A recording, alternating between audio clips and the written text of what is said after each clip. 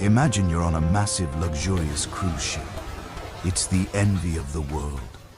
Gold-plated railings, a Michelin star, buffet, and a wellness spa that costs more than your house. But suddenly, the hull is breached, water is pouring in. The engines are sputtering. The captain rushes to the bridge and slams the emergency repair button, but nothing happens. Why? Because on this specific ship, the emergency protocols state that before you can patch a hole or steer away from an iceberg, all 27 senior officers must agree on the color of the lifeboats. If just one officer, let's call him Music Victor, decides he's in a bad mood and refuses to sign the paper, until you buy him a new hat, the whole ship goes down. Welcome to the European Union, a geopolitical giant with the decision-making speed of a sloth on tranquilizers. Today, we aren't just talking about recession or inflation. We are looking at the structural foundational rot that makes the EU incapable of fixing itself. This is the story of how Europe paralyzed itself by design. Buckle up, we're doing a deep dive into the bureaucratic nightmare, the economic suicide pacts, and the cultural disconnects that are tearing the old continent apart. This is why the unanimity trap. Europe can't reform. 1. The unanimity trap. If you want to understand why Europe feels like it's perpetually stuck in mud while the US and China race ahead, you have to start in a windowless room in Brussels. It's 3 a.m., the air conditioning is humming, the coffee is stale, and 27 national leaders are staring at each other with pure, unadulterated hatred. Music, they're trying to pass a law. Maybe it's a tax on tech giants. Maybe it's sanctions on a warmongering dictator. Or maybe it's music, just a statement saying, oh, hey, genocide is bad. It doesn't matter what it is. The problem is how they have to agree on it. This is the unanimity trap. In the EU treaties, for the most sensitive, crucial issues, foreign policy, taxation, and the EU budget, every single member state holds a veto. France, with a population of 68 million and a nuclear arsenal, has exactly one vote. Malta, with a population of 530,000, which is basically a medium-sized suburb of Dallas, also has one vote. And that one vote can stop the entire machine dead in its tracks. To really grasp how insane this is, let's take a trip back in history. I want to tell you a ghost story from the 17th century that Europe seems hell-bent on reenacting. Imagine you're a noble in the Polish-Lithuanian Commonwealth in the year 1652. At the time, this was one of the largest, most powerful states in Europe. It was a massive union of different peoples. But they had a parliamentary rule called the liber veto. It meant I do not allow any single member of the parliament could stand up, shout Napozalam. And not only would the current law fail, but the entire session of Parliament would be dissolved. All progress would be wiped out because one guy had a bad day, or, more likely, was bribed by a foreign power. What happened to the Polish-Lithuanian Commonwealth? It became paralyzed. It couldn't raise an army. It couldn't collect taxes. Its neighbors, Russia, Prussia, and Austria, saw this paralysis, walked in, and carved it up like a Thanksgiving turkey. By 1795, the country literally ceased to exist. It was wiped off the map for 123 years. Fast forward to the 21st century. The EU has essentially copied the Librum veto into its DNA. Let's look at a concrete, modern example that should make your blood boil. The year is 2022. The global economy is shifting. The United States, the EU, and the OECD have spent years, literal years, negotiating a landmark deal to set a global minimum corporate tax rate of 15%. The goal was to stop massive corporations from shifting profits to tax havens. It was a rare moment of global unity. Everyone was on board. The US was in, Germany was in, France was popping the champagne. But the EU couldn't sign the deal yet. They needed unanimity. Enter Hungary. In June 2022, Hungary vetoed the deal. Did they veto it because they had a deep philosophical objection to the tax policy? No. At the time, Hungary was in a dispute with Brussels over rule of law violations. The EU was withholding billions of euros in recovery funds because they were concerned about corruption in Hungary. So, Viktor Orban, the Prime Minister of Hungary, essentially took the entire global tax system hostage. He looked the EU in the eye and said, "Nice tax deal you have there. It would be a shame if someone vetoed it. Give me my money and I'll lift the veto." It wasn't about economics. It was extortion. And it worked perfectly because the system is designed to allow it. This creates a phenomenon political scientists call the joint decision trap. The more members you add to the club, the harder it becomes to agree on anything. When the EU started as the European Coal and Steel Community, it had 6 members. Getting 6 people to agree on pizza toppings is hard but doable. The EU now has 27 members. Have you ever tried to organize a dinner reservation for 27 people where one is a vegan, one only eats kosher, one is on the keto diet, and one is actively trying to burn the restaurant down? That is the European Council. And it gets darker. This structural weakness is a magnet for foreign interference. If you are Vladimir Putin or Xi Jinping, you don't need to defeat the European Union militarily. You don't even need to win a trade war against the whole bloc. You just need to buy one politician in one small country. If China wants to block an EU statement condemning human rights abuses in Xinjiang, they don't need to convince Berlin or Paris. They just need to put enough investment into Greece or Hungary or Cyprus and then call in a favor. Hey, music, use your veto. And, just like that, the geopolitical superpower of Europe is silenced by a single raised hand. We saw this play out grotesquely in 2020 regarding Belarus. Alexander Lukashenko, the dictator of Belarus, stole an election and started beating protesters in the streets. The EU wanted to impose sanctions. It should have been a slam dunk. Everyone agreed Lukashenko was the bad guy, but Cyprus raised its hand. Not so fast. Cyprus had a beef with Turkey over gas drilling in the Mediterranean. They said, "We will veto the Belarus sanctions unless..." The EU also sanctions Turkey, so for weeks while people were being beaten in Minsk, the EU sat on its hands paralyzed. Because Nicosia was trying to play 4D chess with Anara, the world looked at Europe and saw a joke. A giant with clay, feet and a brain that can't send signals to its limbs. Now you might be thinking, why don't they just change the rules? Switch to majority voting. That's the ultimate irony. That's the punchline of this tragic joke. To change the EU, treaties to get rid of the unanimity rule requires unanimity. You would need every single country, including the ones who use the veto for leverage, to agree to give up their veto. Why would a small country ever do that? The veto is the only thing making them relevant. Without it, they are just a rounding error in Germany's ledger. This paralysis bleeds into everything we're going to talk about in this series. Want to fix the migration crisis? Veto. Want to create a unified energy grid to stop relying on Russian gas? Veto. Want to create a true European army? Veto. The system rewards obstructionism. It incentivizes leaders to be the bad boy of Europe because the squeaky wheel gets the grease.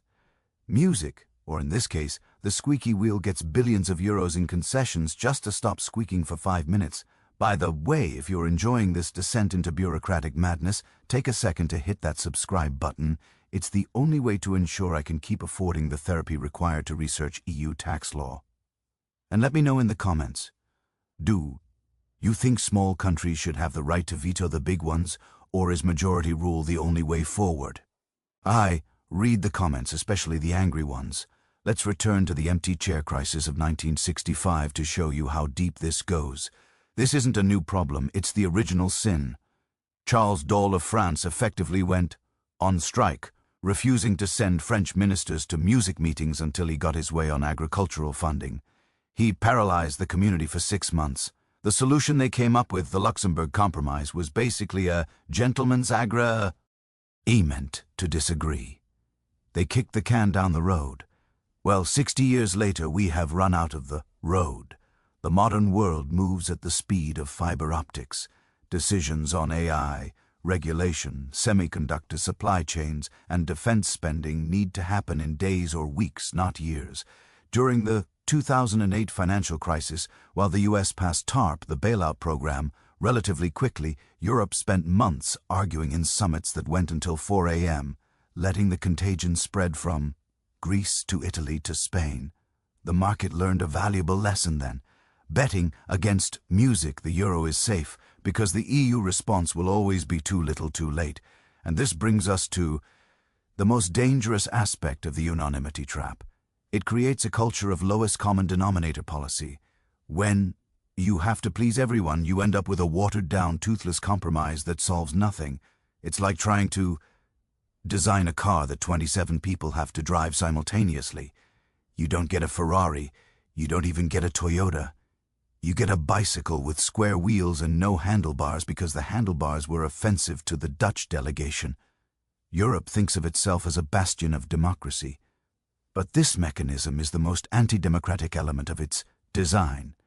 It allows the minority, sometimes a minority of one, to tyrannize the majority. In the next section, we're going to look at what happens when you take these paralyzed political structures and try to force them to share a bank account. It's the economic equivalent of a shotgun wedding where the bride is a frugal German accountant and the groom is a Greek philosopher who owes money to the mafia. 2. The Eurozone's original sin. The Eurozone's original sin. Imagine you decide to move in with your friends.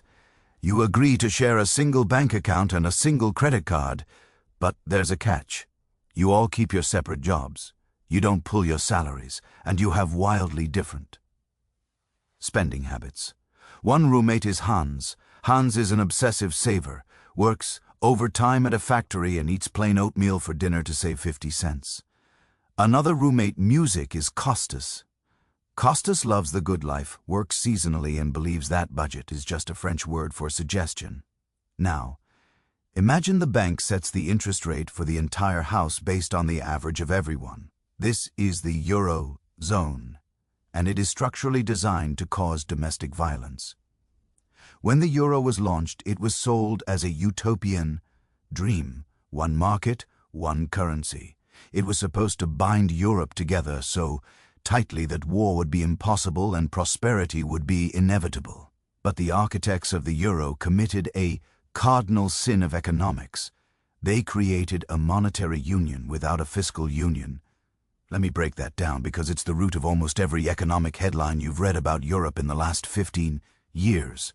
In a normal country like the USA, if Texas booms while Michigan busts, the federal government acts as a shock absorber.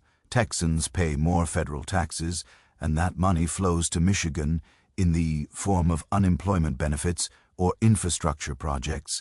It balances out. The Eurozone has no such mechanism. There is no European treasury that taxes Germans to pay for Greek unemployment benefits. Well, not willingly anyway. Instead, they have one central bank, the ECB, in Frankfurt, setting 1% interest rate for 20 different economies that are often moving in completely different directions. Here is the nightmare scenario that played out in the 2000s. Germany was the sick man of Europe in the early 2000s. It needed low interest rates to stimulate its economy. Meanwhile, countries in the south, Greece, Spain, Ireland, were booming. They needed high interest rates to cool down inflation and stop housing bubbles. So what did the ECB do? They set interest rates low. This was perfect for Germany. It helped them recover.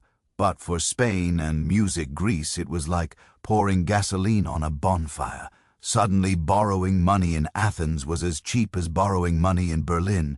The Greeks and Spaniards went on a borrowing binge. Why wouldn't they? It was free money. They bought Porsches, built massive airports in the middle of nowhere, and inflated housing bubbles that would make 2008 Florida looked like a model of restraint. German banks were all too happy to lend them the money. Hans the saver was basically funding Costas's party, thinking, hey, we use the same currency so the risk is the same, right? Wrong. When the 2008 financial crisis hit, the Tide went out and we discovered who was swimming naked. The southern economies crashed. In the old days, before the euro, Italy or Greece would have a simple solution. Devalue the currency. They would print more lira or drama, making their currency cheaper. This would make their exports super competitive and their tourism cheap. Foreigners would flock in, buy cheap Italian wine, and the economy would bounce back. But under the euro, they couldn't devalue. They didn't control the money printer anymore. Frankfurt did. And Frankfurt wasn't going to devalue the euro juice to save Greece, because that would hurt German savings. So trapped in the euro straitjacket, the southern countries had to do the only thing left, internal devaluation. That is a polite economist term for destroying the lives of your citizens. If you can't make your currency cheaper, you have to make your people cheaper. You have to slash wages, fire public sector workers, cut pensions and raise taxes. Music. This led to the Greek Depression, which was actually deeper and longer than the Great Depression of the 1930s. Music, we saw youth unemployment in Spain hit 50%. Imagine that. Half of all. Young people music, waking up every day with absolutely no prospect of a job stuck in their parents' basement. Not because they are lazy, but because a central banker in Germany prioritized price stability over their livelihoods. This created a permanent divergence. The euro acts like a massive vacuum cleaner that sucks capital from the south and deposits it in the north. Germany gets an artificially cheap currency. If Germany still used the Deutschmark, it would be extremely strong, expensive, making German BMWs hard to sell abroad. But because the German economy is weighed down by the weaker southern economies, the euro stays weaker than a pure German currency would be. This is a massive subsidy to German exporters. They get to sell cars to the world at a discount.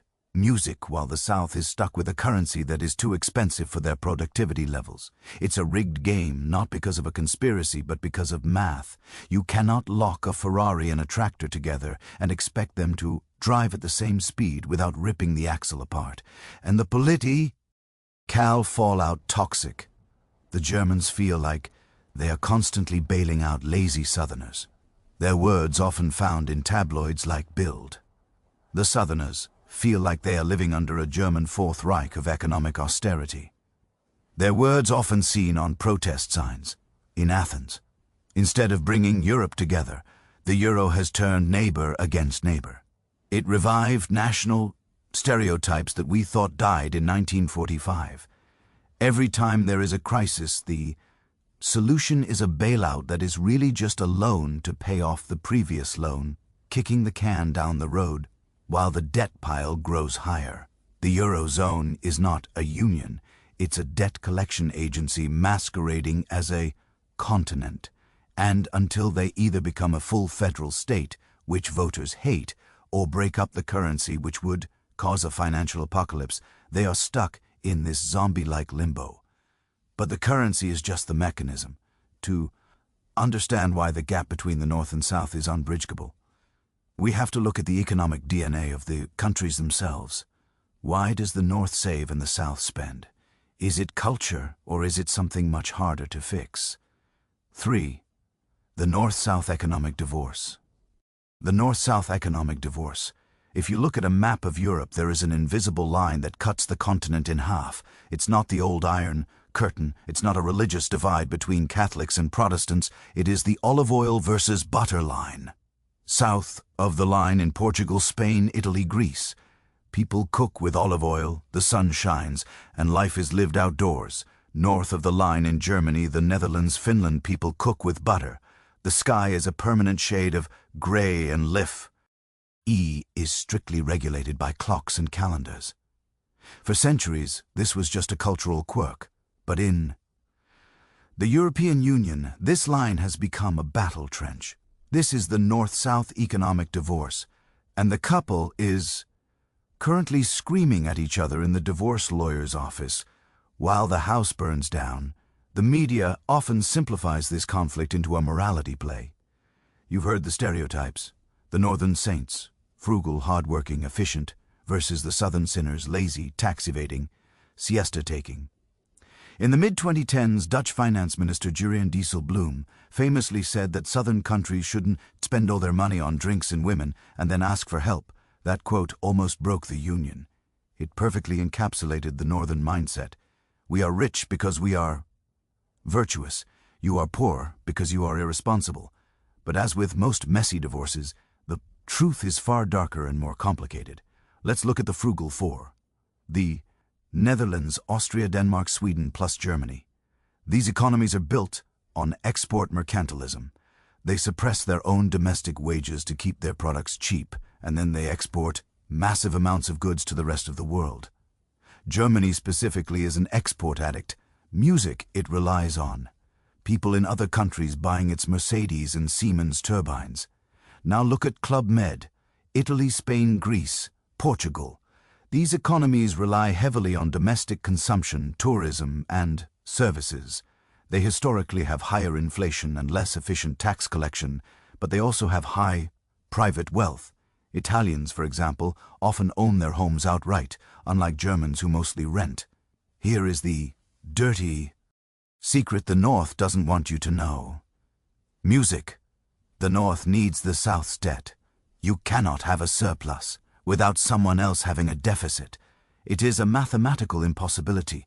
If Germany is selling more than it buys, running a surplus, someone else must be buying more than they sell, running a deficit. For decades, the South bought German goods.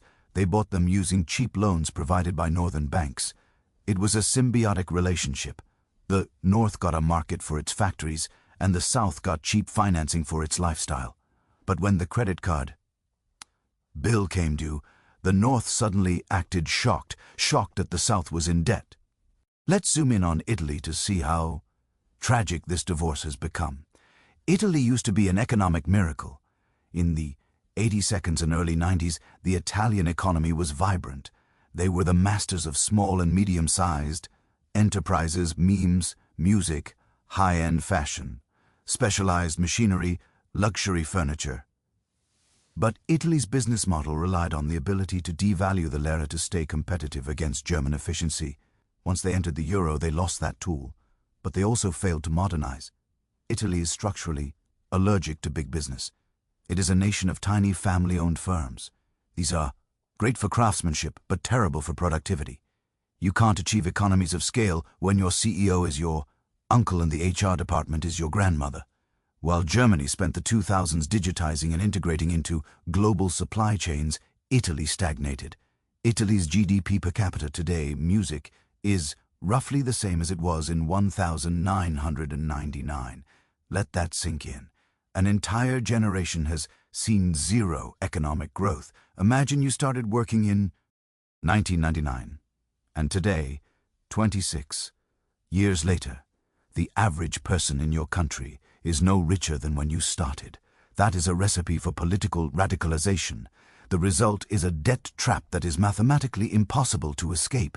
Greece has a debt-to-GDP ratio of around 160%. Italy is around 140%. These numbers are suffocating.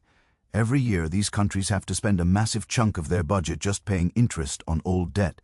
That's money that isn't going to schools, hospitals, or infrastructure. So the North demands austerity. They say cut spending, raise taxes, be more like us. But here is the paradox. When you force a depressed economy to cut spending, the economy shrinks even more.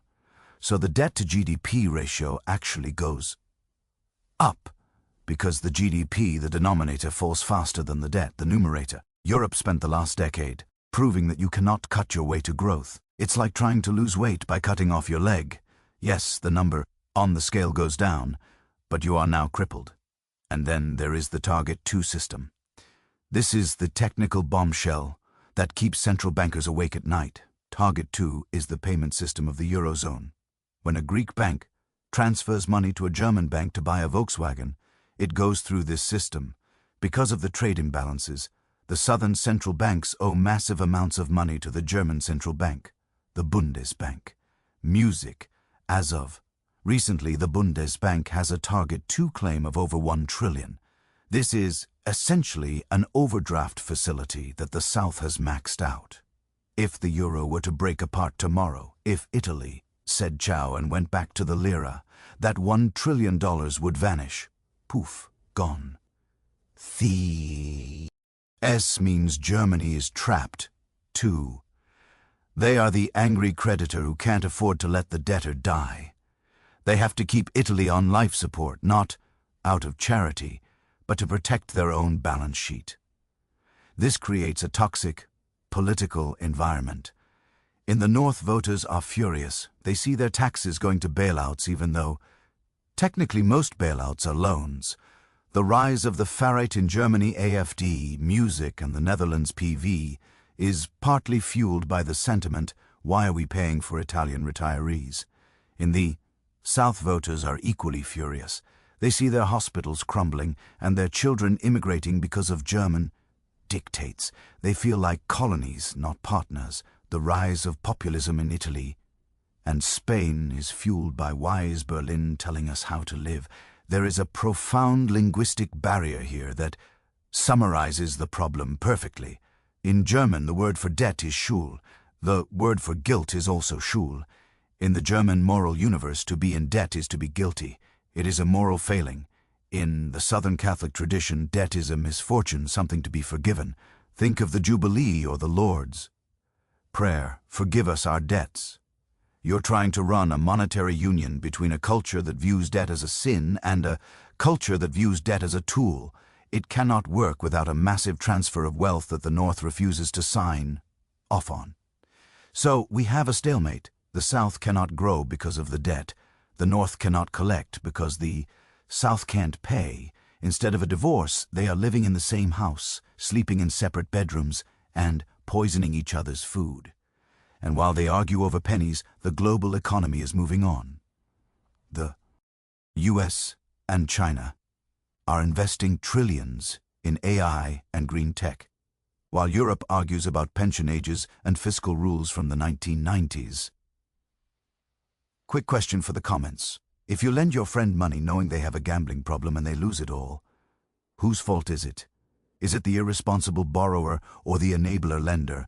Because that is the trillion-euro question facing the EU right now. Let me know who you side with, Team North or Team South. This economic divorce is bad enough, but it is being made 10 times worse by the sheer suffocating weight of the rulebook they are forced to play by. In the next section, we're going to leave the depressing world of debt and enter the infuriating world of red tape. We're going to look at why Europe regulates everything, including the curve of cucumbers and the size of clams, and how this obsession with rules is strangling the only thing that could save them, Brussels' bureaucratic labyrinth, innovation. 4. Brussels' bureaucratic labyrinth. Imagine for a second that you have invented a teleportation device. You're a genius engineer living in 2025. You push a button and zap, you travel from Paris to Berlin instantly. It's going to change the world. It will end the need for cars, planes, and fossil fuels. It is the greatest invention in human history. Now, let's see what happens next. If you're in Silicon Valley, a venture capitalist in a fleece vest throws $50 million at you, you hire a team, and within 6 months, Teleport is a unicorn company. If you are in the European Union, you receive a letter from the European Commission. Before you can teleport a single person, you must complete a strategic environmental assessment to determine if the teleportation particles disturb the migration patterns of the lesser spotted woodpecker. Then you need to comply with the General Data Protection Regulation, GDPR, because deconstructing a human body technically counts as processing personal data, and you need explicit consent from every atom. Then the AI Act kicks in. Your teleportation algorithm is classified as high risk, requiring a conformity assessment by a third-party auditor that takes 18 months. Finally, France demands that 40% of the teleportation energy must be nuclear, while Germany demands it must be solar. And since you can't satisfy both, your startup runs out of money, you go bankrupt, and 2 years later a Chinese company steals your blueprints and launches the product globally. Welcome to the bureaucratic labyrinth. While America innovates and China replicates, Europe regulates. There is an old joke in geopolitical circles. The US innovates, China copies, and Europe regulates. It used to be a joke. Now it is the official industrial strategy of the continent. Europe has convinced itself that it can be a regulatory superpower. Since they can't build the biggest tech companies, they will build the biggest rulebooks. They call this the Brussels effect. The idea is that because the EU is a massive market, if they set a strict rule, like all charging cables must be USB-C, multinational companies will just adopt that rule globally because it's cheaper than making two different products. And sure, getting Apple to switch to USB-C was a nice win for consumers, but when you apply this mindset to the entire economy, you strangle the future before it is born. The core of this problem is a philosophical company, concept called the precautionary principle. This is enshrined in EU law. Music, it states that if an actional policy has a suspected risk of causing harm to the public or the environment, the burden of proof that it is not harmful falls on those taking the action. Sounds reasonable, right? Better safe than sorry. But in practice, it means guilty until proven innocent for innovation. In the US, the approach is generally you can do it until we find out it's dangerous. This allows for rapid experimentation. In the EU, the approach is you cannot do it until you prove to us in triplicate that there is a 0% chance of anything going wrong. If we had applied the precautionary principle to the invention of fire, we would still be eating raw meat in the dark because fire carries a risk of burns. Let's look at the most famous example, the GDPR. The General Data Protection Regulation was hailed as the gold standard for privacy. It was supposed to protect citizens from big tech. What did it actually do? It broke the internet. Now, every time you open a website, you're assaulted by a cookie banner that requires a PhD to understand. You just click accept all because you want to read the damn recipe for lasagna. Music, it didn't empower users, it annoyed them, but the economic damage was worse. A study by the National Bureau of Economic Research found that after GDPR was introduced, investment in European tech ventures dropped significantly compared to the US. Why? Because compliance is expensive.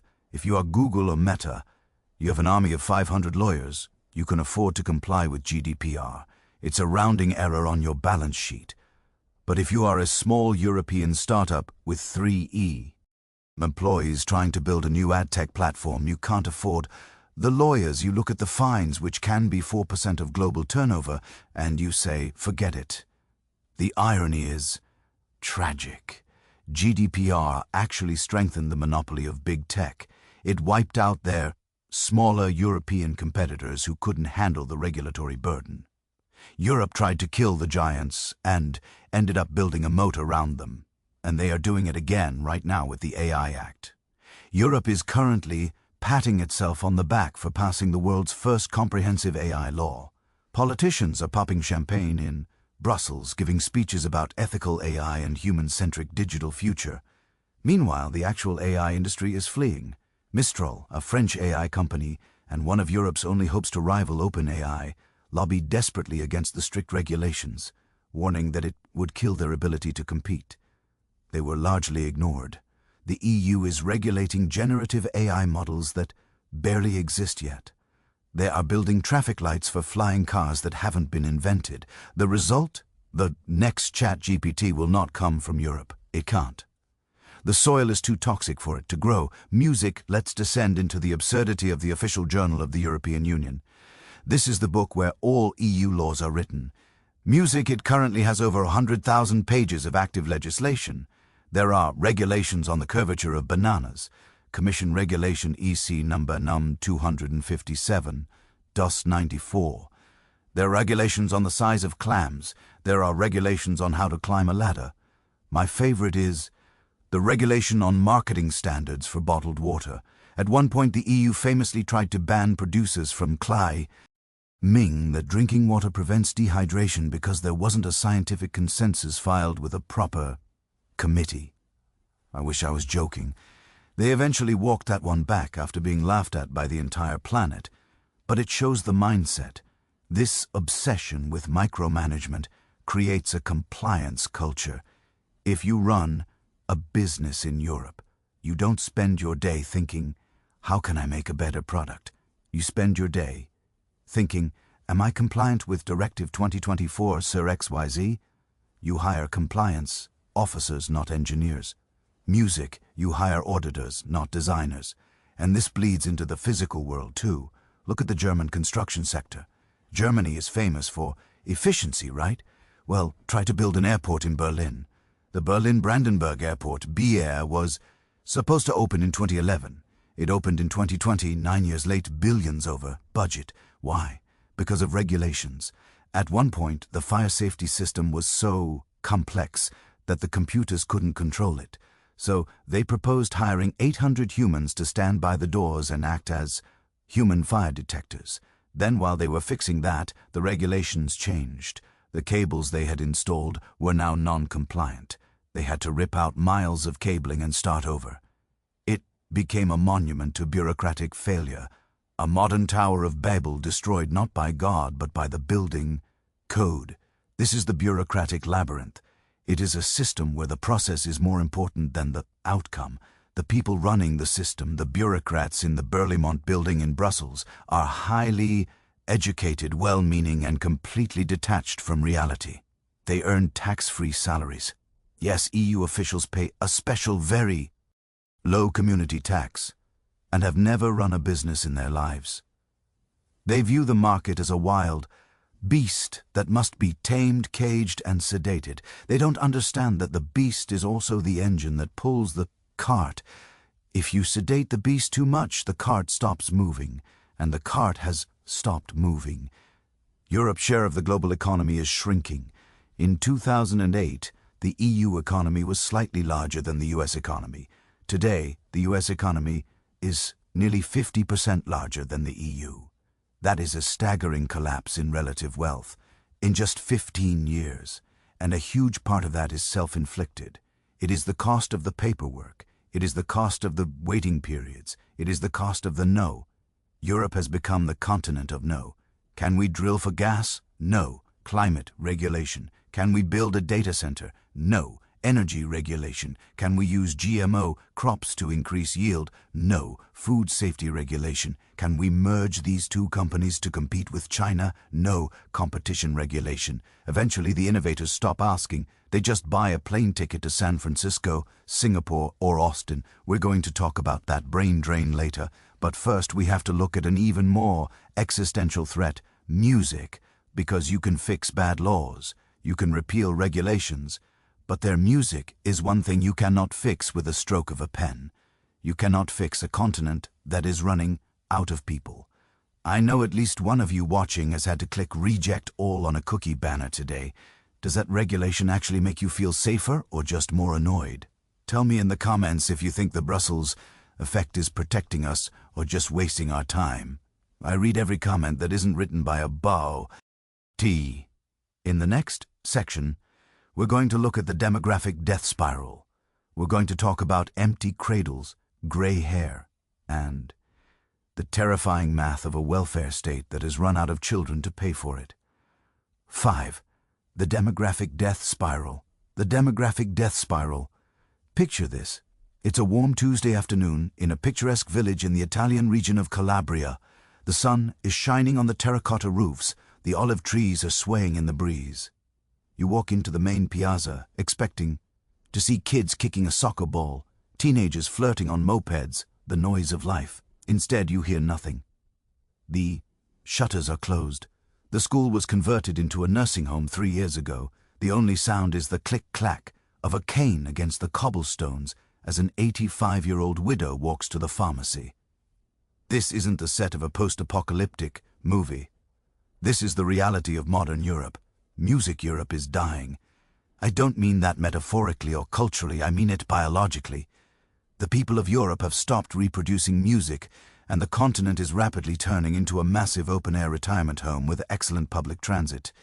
This is the demographic death spiral, music, and it is the single biggest threat to the European project. Bigger than Putin, bigger than debt, bigger than bureaucracy, Because you can fix a budget deficit, you cannot fix a country that has forgotten how to make babies. To understand the scale of this disaster, you need to know one number, 2.1. This is the replacement rate. It's the average number of children a woman needs to have for a population to remain stable. If you are above 2.1, your country grows. If you're below 2.1, your country shrinks. The European Union's average fertility rate is roughly 1.4%. 6. In Spain and Italy, it's hovering around 1.2. 2. That isn't a decline, that is a collapse. It is a mathematical guarantee that the next generation will be roughly half the size of the current one. We are witnessing the inversion of the population pyramid. For all of human history, society looked like a pyramid, a huge base of young people supporting a small tip of old people. This worked great for things like pensions and health care. You had 5 or 6 workers chipping in to pay for grandma's retirement. Today, Europe looks less like a pyramid and more like a coffin. The base is tiny, the top is massive. In Germany, the engine of Europe, they're running out of the raw material of capitalism, humans. The country is losing its workforce at a rate of roughly 400,000 people per year. That is a medium-sized city vanishing from the labor market every single year. This creates the pension Ponzi scheme. Modern welfare states are built on a Ponzi principle. The new investors, young workers, pay the returns to the old investors, retirees. This works as long as the population keeps growing. But when the population shrinks, the math breaks instantly. Right now in Europe, we're approaching a ratio of 2 workers for every 1 retiree. Soon it will be 1-1. Imagine that. Imagine half of your paycheck being taxed just to keep the lights on in the nursing homes. What happens to your ability to buy a house, to start a business, to have kids of your own? It vanishes. This creates a vicious cycle. Taxes go up to pay for the elderly. Young people have less money. Young people can't afford kids. The birth rate drops further. Taxes go up again. Let's look at Italy again. Because Italy is effectively the ghost of Christmas future for the rest of the world.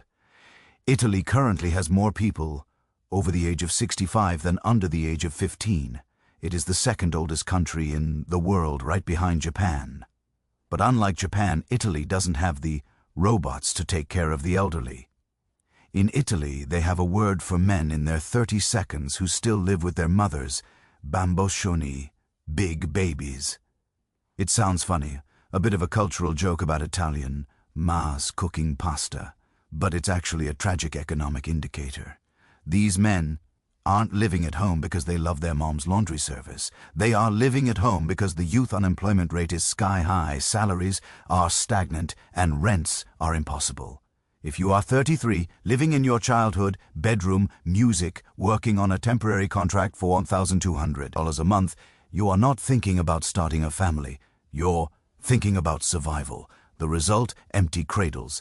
In 2023, Italy recorded the lowest number of births since the unification of the country in 1861. Fewer babies were born in modern, peaceful Italy than were born during the bombings of World War II. And this leads to a phenomenon called gerontocracy, rule by the old. Demographics is destiny, but is also democracy. Old people vote, young people don't.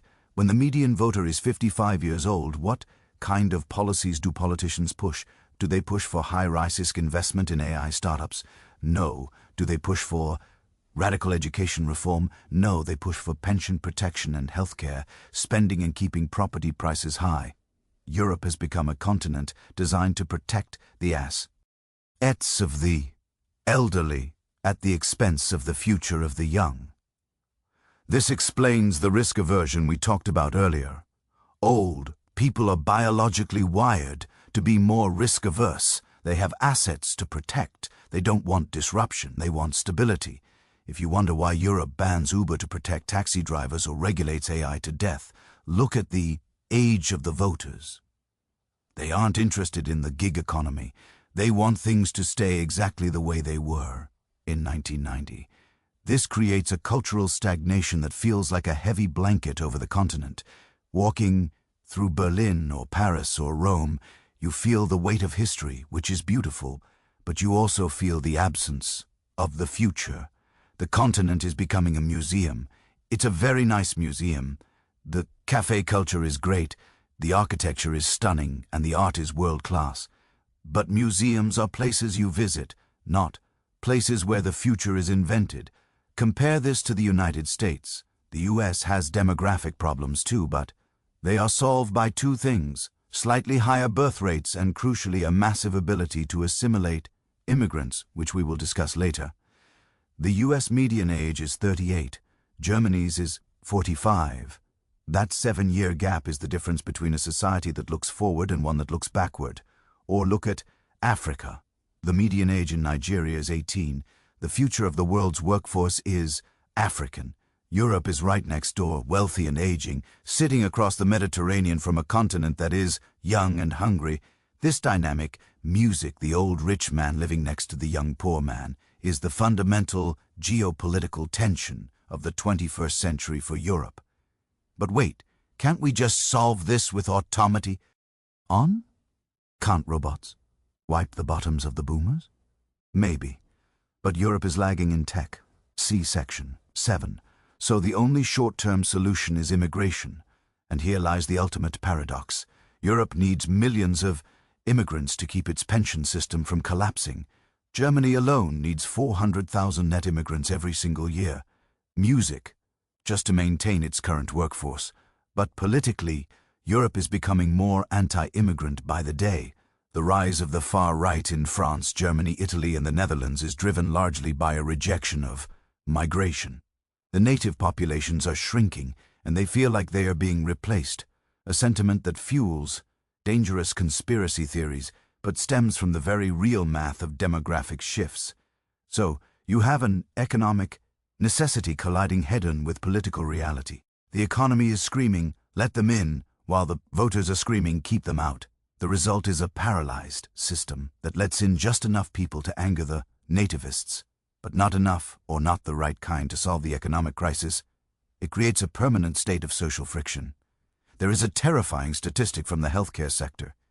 In the UK, which suffers the same disease, the NHS is the biggest employer. As the population ages, the demand for healthcare becomes infinite. Music. There is a theory that eventually the entire European economy will just be people caring for other older people, a one-nurse to one-patient economy. That is not an economy that goes to Mars. That is not an economy that invents the iPhone. That is an economy of palliative care. The death spiral is hard to reverse. Once you fall into the low fertility trap, social norms change. If none of your friends have kids, you don't have kids. A society without children becomes less child-friendly. You start seeing child-free zones in cafes and hotels. The noise of playing children is seen as a nuisance rather than the sound of the future. Europe is essentially eating its own seed corn. It lived the good life for 70 years, building generous welfare states and taking month-long vacations. But it forgot to invest in the one thing that makes it all sustainable, the music next generation. And now the bill is due. This is some heavy stuff, I know. But look around your own circle. How many of your friends are planning to have 3 kids? How many are struggling just to take care of a dog? Let me know in the comments. Is the cost of living the real birth control? Or have our priorities just shifted? Now, if a shrinking workforce wasn't bad enough, let's talk about how Europe decided to power its dying industries. Because if there is one thing dumber than running out of people, it's voluntarily turning off your own energy supply and handing the keys to a guy named Vladimir. In the next section, we are going to explore the Great Energy Suicide. 6. The Great Energy Suicide. Imagine you are the CEO, the Great Energy Suicide, of a massive chemical company. You make the plastic that goes into everything from medical AV bags to Lego bricks. Your factory is the size of a small city. It consumes as much electricity as Denmark. For 40 years, your business model was simple. You buy incredibly cheap natural gas from a pipeline connected to Russia. You use German engineering to turn it into high V-value products, and you sell them to China. Everyone wins. The shareholders are happy. The workers drive Mercedes and the politicians get re-elected. Then one day in February 2022, the guy selling you the gas decides to invade his neighbor. The pipeline blows up. Literally, the price of your energy jumps 0.0000% overnight. Suddenly you realize that your entire business model, your entire national economy was built on a handshake with a former KGB agent. This is the great energy suicide. If demographics is a slow cancer, Europe's energy policy was a self-inflicted gunshot wound to the foot. It is a masterclass in how to prioritize ideology over math and wishful thinking over geopolitical reality. To understand how Europe got here, we have to look at the geopolitical Darwin Award winner of the century, Germany's energy vendor, energy transition. In the early 2000s, Germany decided it wanted to be the greenest industrial power on Earth, a noble goal.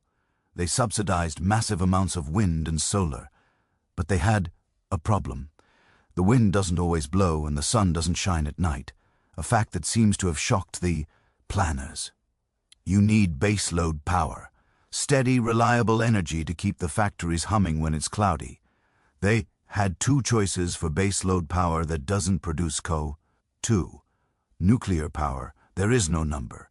2, it's just nuclear. Germany had some of the safest, most efficient nuclear power plants in the world. They were money-printing machines that produce zero carbon. But in 2011, a tsunami hit the Fukushima nuclear plant in Japan. Now, last time I checked, the risk of a massive tsunami hitting Bavaria is 0. But Angela Merkel, a physicist by training who should have known better, panicked. Facing political pressure from the Green Party, she announced that Germany would phase out all its nuclear plants. This was the fatal error. They turned off their clean, reliable baseload power, but they still needed electricity. So what did they do? Music. They replaced nuclear with coal and Russian gas. Yes, you heard that right. In the name of saving the planet, Germany shut down zero-carbon nuclear plants and fired up dirty lignite coal plants. They bulldozed ancient forests and even demolished a wind farm to expand a coal mine. You cannot make this stuff up. It is irony so thick you could cut it with a knife. But coal was just the backup. The main plan was gas, cheap, plentiful gas from Russia. This was the doctrine of well-handled change through trade. The idea was that if Europe bought enough gas from Russia, Russia would become dependent on the money, modernize, and eventually turn into a nice liberal democracy. Music. It was a beautiful theory. It was also completely wrong. Vladimir Putin didn't see the gas pipelines as a commercial partnership. He saw them as a leash, and Europe eagerly put the collar around its own neck. Germany built Nord Stream 1 and then, despite warnings from everyone, doubled down with Nord Stream 2. Do you remember the video from the UN General Assembly in 2018? Donald Trump stood up and warned Germany that they would become totally dependent on Russian energy. The German delegation was caught on camera laughing. They smirked, they rolled their eyes at the silly American cowboy. Well, nobody is laughing now. When the tanks rolled into Ukraine, the trap snapped shut. Europe was caught with its pants down. They scrambled to buy LG, liquefied natural gas, from the US and Qatar, paying a premium that wrecked their trade balance. But the real tragedy isn't just the high prices, it's deindustrialization. Energy is the master resource. It is the cost of doing anything. If your energy music is 3 times more expensive than your competitors in Texas or Shanghai, you cannot compete, period. We are now seeing the hollowing out of European industry. Look at BASF. They are the largest chemical producer in the world. Their headquarters in Ludwig in Germany is the beating heart of European industry. They are now permanently downsizing in Europe and building a massive 10 billion complex in China. Why? Because China has cheap energy, mostly coal, and doesn't care about the regulations we discussed in the last section. The CEO of BASF was blunt. He said Europe is becoming uninvestable. This is terrifying. When the factories leave, the high-paying engineering jobs leave, the tax revenue leaves, the innovation leaves, and what replaced the factories? Europe is pivoting to green tech. But wait, who makes the solar panels? China. Who makes the batteries? China. Who processes the lithium? China. So, Europe traded dependency on Russian gas for dependency on Chinese renewables. They swapped a drug dealer for a loan shark. Let's contrast this with France. France is the kid in class who actually did the homework. In the 1970s, after the oil crisis, France said, "We don't have oil, we don't have gas, but we have brains." The Mesmer plan led to the construction of a massive fleet of nuclear reactors. Today, France's electricity grid is one of the cleanest in the world. While Germany was burning coal and panic-buying gas, France was sitting pretty. Thank you, mostly. They had some maintenance issues, but the structural advantage is undeniable. But because of the European electricity market, France suffers too. The EU has a pricing mechanism called the merit order. It's complicated, but the simple version is this. The price of electricity for the entire market is set by the most expensive source needed to meet demand. Because Germany needed expensive gas to keep the lights on, the price of electricity skyrocketed for everyone, including the French who are using cheap nuclear and the Spanish who are using cheap solar. It's like going to a restaurant with a group. You order a salad, your friend orders the lobster and caviar tower, and the waiter splits the bill evenly. You're paying for Germany's lobster. This energy suicide has shattered the social contract of European industry. The deal was, we accept heavy taxes and strict regulations, and in exchange, the government provides stable infrastructure and cheap infrastructure. The government failed its side of the deal. Now, let's look at the Green Deal. The EU wants to be the first climate-neutral continent by 2050. They are banning the sale of combustion engine cars by 2035. They're imposing carbon taxes on imports, CBM. These are ambitious goals, but without a coherent energy strategy. They're just dreams. You cannot force everyone to drive electric cars if you don't have enough electricity to charge them. You cannot switch to heat pumps if the electricity costs a fortune. The result is a backlash. We are seeing farmers spraying manure on government buildings in Brussels. We are seeing the rise of green lash voters who say, "I want to save the planet, but I also want to be a bleed to afford heating in February." The US, meanwhile, took a different approach. The Inflation Reduction Act, IRA, is all carrots and no sticks. The US government is just throwing massive subsidies at green tech. Here, have some money, build a factory. Europe's approach is all sticks. Tax this, ban that, regulate this. Capital goes where it is treated best. Right now, green capital is fleeing Europe for the US. Europe is effectively becoming an industrial museum, a place where you can come to see how cars used to be made before the factories moved to Tennessee or Guangdong. And the darkest part, it didn't have to be this way. Europe has music domestic gas reserves, fracking that it refuses to touch due to environmental concerns. It has the technology for nuclear, it has the engineering talent. It chose this path. It chose to outsource its energy security to dictators because it felt morally superior to shut down nuclear plants. It's a cautionary tale for the ages. You cannot run a 21st century economy on 19th century windmills and 20th century geopolitics. I know, this is frustrating to watch. If you're from Germany, I'm genuinely curious. How do you feel about the nuclear phase out now? Looking back, was it worth it? And for everyone else, hit that like button if you enjoy heating your home without taking out a second mortgage. But wait, surely Europe can pivot. If the old industries are dying, surely they are building the new ones. The internet, AI, biotech, the digital frontier. Well, about that.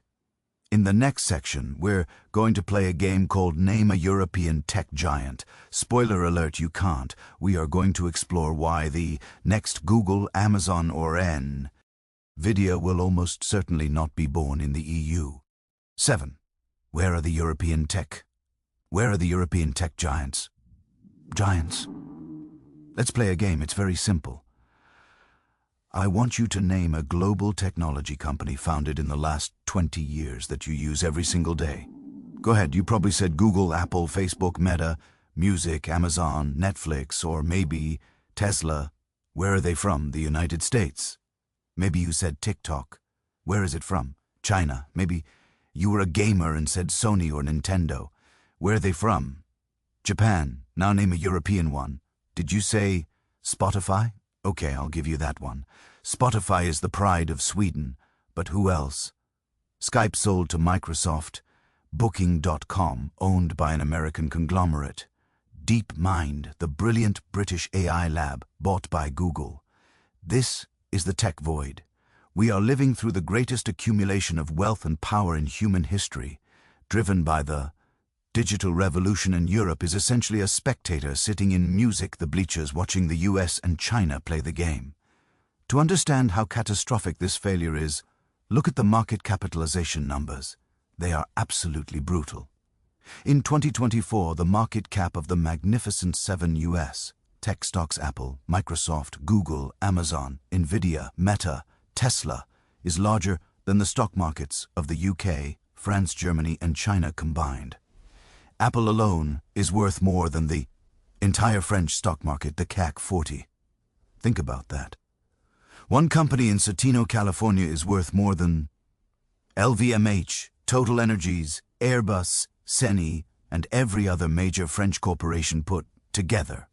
Why? Music. Why can't a continent with world-class universities, a history of scientific discovery, eerie, music? The World Wide Web was invented at CERN in Switzerland, for God's sake, and a market of 450 million rich consumers build a single Google? The answer lies in a toxic cocktail of culture, capital, and fragmentation. Let's start with the capital problem. Imagine you're a 22-year-old computer science dropout in Palo Alto. You have a crazy idea to use AI to map the entire ocean floor. You walk into a venture capital firm on Sand Hill Road. You're wearing a hoodie. You have no revenue. You just have a pitch deck and a dream. The American VC looks at you and thinks, if this kid is right, this is $1 trillion company. If he's wrong, I lose a few million. Worth the risk. They write you a check for $5 million. Now imagine you are that same 22-year-old in Paris or Berlin. You walk into a European bank or investment firm. You're wearing a suit because you were told to look professional. The European investor looks at you and asks, where are your last 3 years of audited tax returns? What is your projected EBITDA for third quarter 2026, and can you put up your parents' house as collateral? Europe doesn't have a venture capital culture. It has a loan culture. Banks lend money to people who can prove they don't need it. Venture capitalists give money to people who might burn it. Europe is terrified of burning money. As a result, they never ignite the rocket. There is a saying in the Valley, hardware is hard, but in Europe, software is impossible. Europe is actually quite good at old tech. The German Midland makes the best specialized machinery in the world. And let's not forget ASML in the Netherlands. They are arguably the most important company on earth right now because they make the machines that make chips. But ASML was founded in 1984.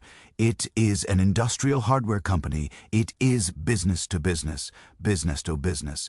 Europe fails at business to consumer platforms. They missed the social media wave. They missed the cloud wave. They missed the smartphone wave. Remember Nokia, rap, music, and now they are actively missing the AI wave. This brings us to the cultural problem in Silicon Valley. Failure is a badge of honor. You pitch your startup, you say, my last 2 companies went bankrupt, and the investors nod. They think, great, music, he learned his lesson. He won't make those mistakes again.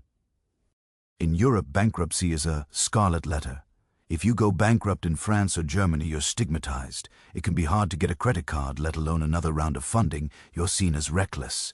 This creates a culture of extreme risk aversion. The smartest graduates from the Sorbonne or Technical University of Munich don't dream of starting a risky company in a garage. They dream of working for Siemens, LVMH, or even better, becoming a government bureaucrat with job security for life.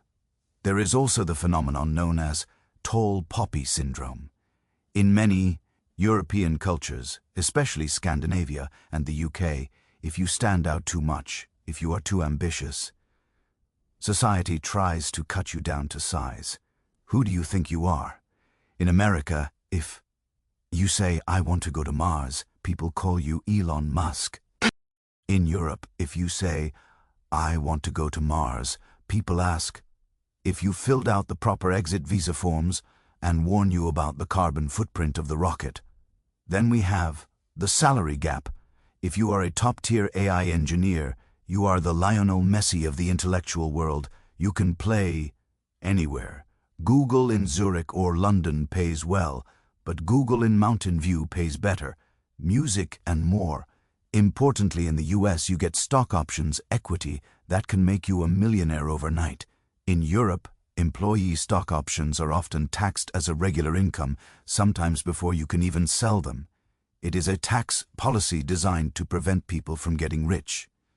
So the talent leaves. We call this the brain drain. More on that in section 13. But for the tech sector, it is a hemorrhage. The chief AI scientist at Meta, Jan Lun, he's French. The co-founder of DeepMind, Mustafa Suleyman, he's British. They are building the future, but they are doing it with American capital on American soil. And finally, the acquisition trap. Let's say you actually manage to build a successful European tech company. You reach a $1 billion valuation. You are a unicorn. What happens next? In the US, you go public, IPO, and try to become a $100 billion company. In Europe, you sell to an American company. DeepMind was British, bought by Google. Skype was Swedish-Danish, music bought by Microsoft. ARM, the chip designer, is British, owned by SoftBank Japan, and listed in New York. Europe acts as an incubator for America. They do the hard work of educating brilliant scientists, funding the early research, and then just when the value is about to explode, the US swoops in with a checkbook and buys the harvest. Why do they sell? Because they can't scale in Europe. This is the scale-up problem. It is relatively easy to start a company in Europe today thanks to some reforms, but it is impossible to grow it. If you launch an app in the US, you instantly have access to 330 million people who speak English, use the dollar, and follow the same federal laws. If you launch an app in Europe, you have the French market, 68 million. Music, then. To expand to Germany, you need to translate everything, hire German lawyers, comply with German labor laws, and deal with a different tax authority. Then you want to go to Italy, do it all again. The digital single market is a myth. It doesn't exist. So, the European founder hits a glass ceiling at around 500 million users. To break through, they have to move to the US anyway, so they just sell. And what is the EU's response to this lack of tech giants? As we discussed, regulation. The EU seems to believe that if they find Google enough money, a European Google will magically appear from the ashes. They have levied billions of dollars in fines against US tech giants for antitrust violations. Gregor Vestiga, the former competition commissioner, was known as the tax lady by Donald Trump. She was a hero in Brussels. But did those fines create a European competitor? No. Did breaking up the browser monopoly give us a French Chrome? No. It just made the American companies treat Europe as a cost of doing business. The uncomfortable truth is that Europe has missed the boat on the music internet. That ship has sailed. The question is, will they miss the boat on AI? All signs point to yes. The EU AI Act is the strictest in the world. While the US is taking a wait-and-see approach to let the technology flourish, and China is pouring state funds into it while censoring the output. Of course, Europe is focusing on risk categorization. It's like trying to win a Formula One race by having the best brakes. Yes, brakes are important, but if you don't have an engine, you aren't going to win. We are staring down the barrel of a future where Europe becomes a digital colony. Europeans will drive cars with Chinese software, scroll on American social media, store their data in American clouds, and ask American AI for medical advice. The value, the data, the profits, the power will flow out of the continent. Europe will just be the consumer, the user, the product. I know there are some devs and engineers watching this. I want to hear your horror stories. Have you tried to raise VC funding in Europe? Did you move to the US for a salary bump? Or are you fighting the good fight in Berlin or Lisbon? Drop a comment below. I want to know if I'm being too pessimistic or if it's actually this bad. But why is it so hard to scale? I mentioned the different languages, but surely the single market, the crown jewel of the EU, solved the trade barriers, right? Wrong. In the next section, we're going to expose the single market myth. We're going to find out why selling a service from Paris to Berlin is still harder than selling a taco from Texas to Maine. 8. The single market myth. Single market myth. Imagine you are a bottle of French wine. Your life is amazing. You get bottled in Bordeaux, loaded onto a truck, and driven across the border to Germany. No one stops you. No one asks for your passport. No one charges a tariff. You arrive in a supermarket in Munich, get bought by a happy Bavarian, and get consumed. Easy, seamless, the European dream. Now, imagine you are the French accountant who balances the books for that winery. You want to move to Munich and offer your accounting services to German small businesses. You pack your bags, jump on the train, and hit a brick wall. The German authorities tell you your French degree isn't fully recognized. You need to pass a local exam in German legal terminology. You need to register with the local Chamber of Commerce, which requires a physical address, which requires a German bank account, which requires a German tax ID, which requires a physical address. Then you find out that German law requires accountants to have specific liability insurance that can only be bought from German insurers, Music, who won't cover you because you don't have a German credit history. Welcome to the single market myth. The European Union loves to brag about its single market of 450 million consumers. They call it their greatest achievement. And for goods, physical stuff like cars, cheese, and machinery, it largely is. But here is the dirty secret. We don't live in an economy of goods anymore. We live in an economy of services. Services, everything from architecture to consulting, software, banking, and healthcare, make up roughly 75% of the EU's GDP. And for services, music, the single market simply does not exist. It is a fantasy. A ghost story told to foreign investors to trick them into thinking Europe is like the United States. In the US, if you are a lawyer or a consultant in New York, you can pretty easily do business with a client in Texas. Sure, there are state bar exams for lawyers, but generally, commerce flows freely. You use the same language, the same contract law principles, the same currency, and the same digital platforms. In Europe, selling services across a border is like trying to sell ice to a polar bear who demands the ice be certified by 3 different ministries of frozen water. Let's look at the Services Directive of 2006. This was supposed to be the law that tore down the walls. The goal was simple: make it as easy to offer services across Europe as it is to sell goods. But as soon as it was proposed, the protectionist instincts of the member states kicked in. The French specifically freaked out. They coined the term the Polish plumber. The fear was the cheap, hard-working plumbers from Poland would flood into France, undercut the French plumbers, and destroy the French way of life, which apparently relies heavily on expensive plumbing.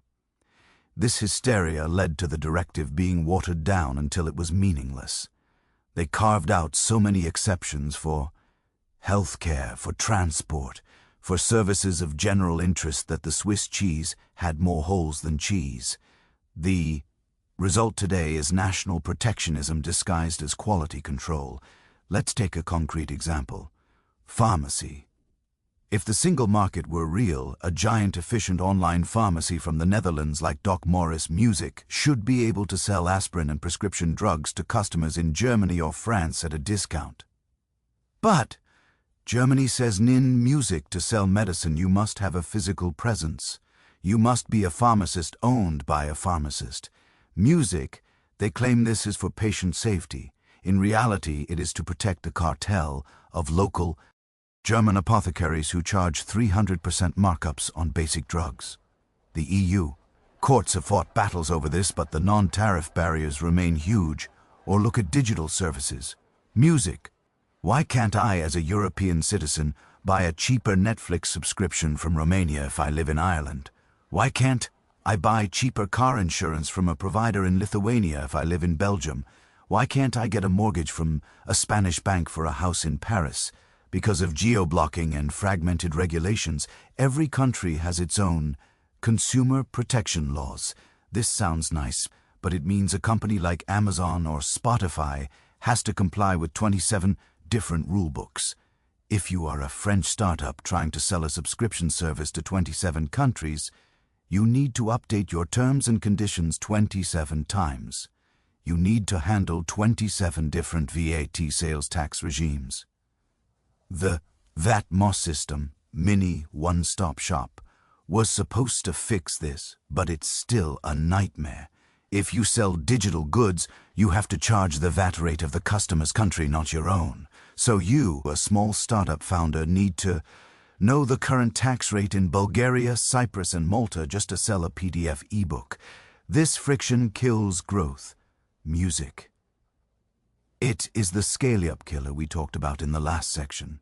A recent report by Enrico Letta, a former Italian Prime Minister tasked with music, investigating why the single market is failing, confirmed what businesses have known for years. The single market is stuck.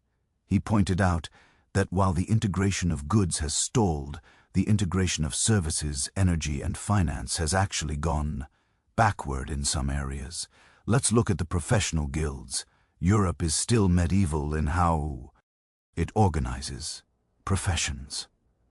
In countries like Germany, Austria, and Italy, many jobs are protected by guilds. Cayman want to be a chimney sweep. In Germany, you can't just buy a brush and start sweeping. You need to be a master chimney sweep. The country is divided into districts, K-Bezirke, and each district is a monopoly assigned to one master. You literally cannot hire a cheaper competitor because they are illegal in your district. This system protects the insiders and screws the consumers. It keeps prices high and innovation low. A Polish chimney sweep with a drone and a robot cleaner banned. And then there is the language barrier, which is the ultimate non-tariff barrier. The EU has 24 official languages. You cannot regulate this away. If you want to bid for a public contract to build a school in Hungary, the tender documents are in Hungarian. The proposal must be in Hungarian. If you're a Spanish construction firm, are you going to hire a team of translators just to bid on a project you might not win? No, you stay in Spain. This means public procurement. The trillions of euros government spend is remarkably closed. 95% of public contracts are awarded to domestic companies. So, the taxpayer pays more. The local cronies get the contracts and the efficient foreign companies are locked out. But the most dangerous failure of the single market is in finance. We call this the lack of a capital markets union CMU. This sounds technical, but it explains why you are poor. In the US, capital flows like water. If a dentist in Florida puts money in his 401k, that money might end up funding a startup in Seattle or a factory in Ohio. The US stock market is a giant pool of money that any company can drink from. In Europe, capital is trapped in national silos. German savings stay in German banks. French savings buy French government bonds. There is no European stock market that rivals the NYSE. If you are a Swedish company, it is hard to tap into the savings of Italian retirees. The plumbing doesn't connect. This means European companies have a higher cost of capital. It is more expensive for them to borrow money than their American rivals. If money costs you 5% and it costs your competitor 2%, you will lose over the long run. The letter report basically screamed, "Music! We are sending $300 billion of European savings to the US every year. Europeans save a lot of money, unlike Americans who spend everything. But because there are no good investment opportunities in a fragmented Europe, that money gets invested in US Treasury bonds or US tech stocks. Europe is literally funding its own competitors. We are financing the American tech giants that are crushing our own industries because our own financial market is too broken to absorb the capital. It is the definition of insanity. So when Brussels talks about strategic autonomy, laugh. You cannot be autonomous if your money is funding the other guy's army and your service economy is broken into 27 little thieves. To fix this, the EU would need to strip power away from national governments. They would need a single regulator for telecoms, a single regulator for energy, and a single regulator for finance. But try telling the French telecom regulator or the German energy regulator that they are out of a job.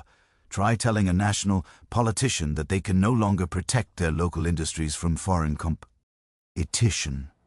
It won't happen. The national interests always win over the collective interest. I'm curious, have you ever tried to work in another European country? Did you have to certify your diploma, translate your birth certificate, and sacrifice a goat to the local bureaucracy just to get a tax number?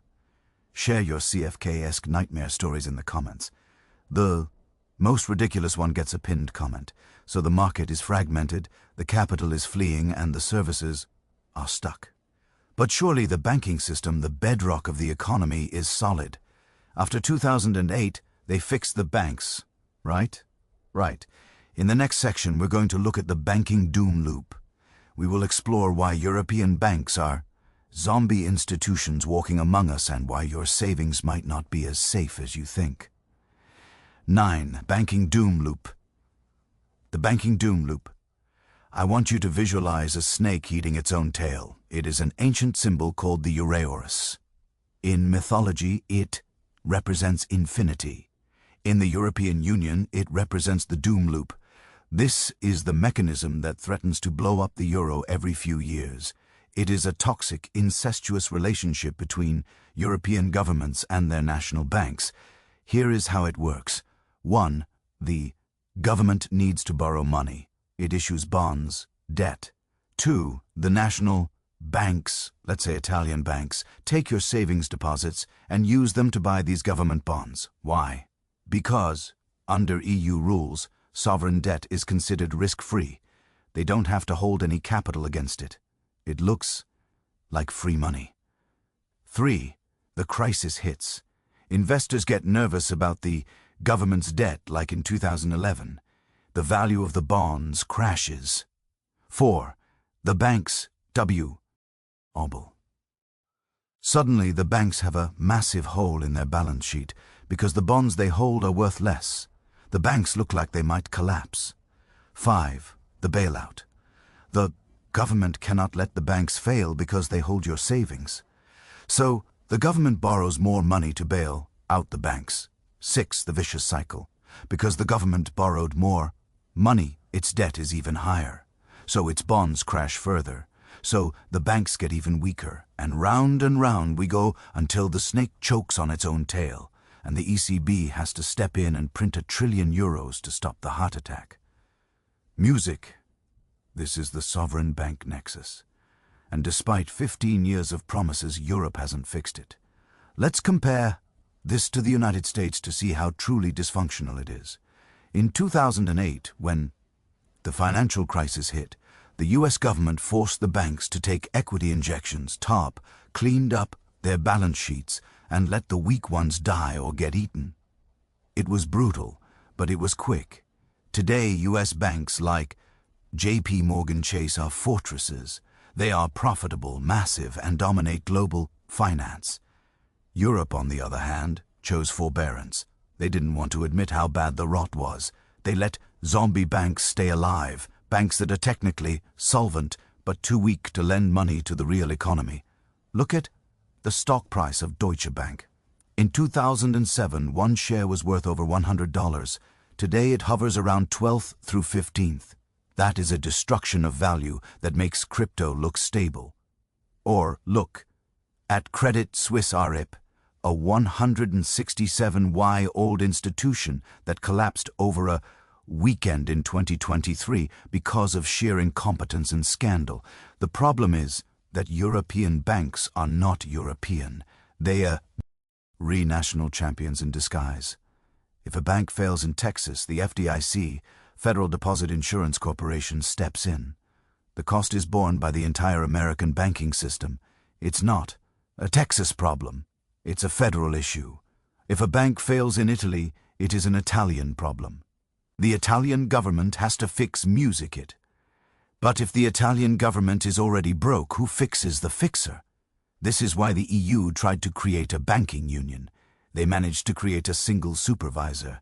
The ECB now watches the big banks, but they failed to create the most important part, EDIS, European Deposit Insurance Scheme. EDIS is the idea that a German saver should guarantee the deposit of a Greek saver. You can imagine how popular this idea is in Berlin. Music, the Germans say 9. We will not insure your deposits until you clean up your banks. You have too many bad loans, non-performing loans. Why should Hans pay for Yeppi's bad business decisions? The Italians say, we can't clean up the bad loans until the economy grows, and the economy won't grow until you insure the system to stop the panic. You are trapping us. So we have a stalemate, a half-built house with no roof, and the storm clouds are gathering. And the victims of this zombie banking system are, you guessed it, startups and memes, small and medium enterprises. Because European banks have thin profit margins and are terrified of risk. They don't lend to innovation, they lend to real estate. If you want a mortgage to buy an overpriced apartment in Paris, the bank will roll out the red carpet.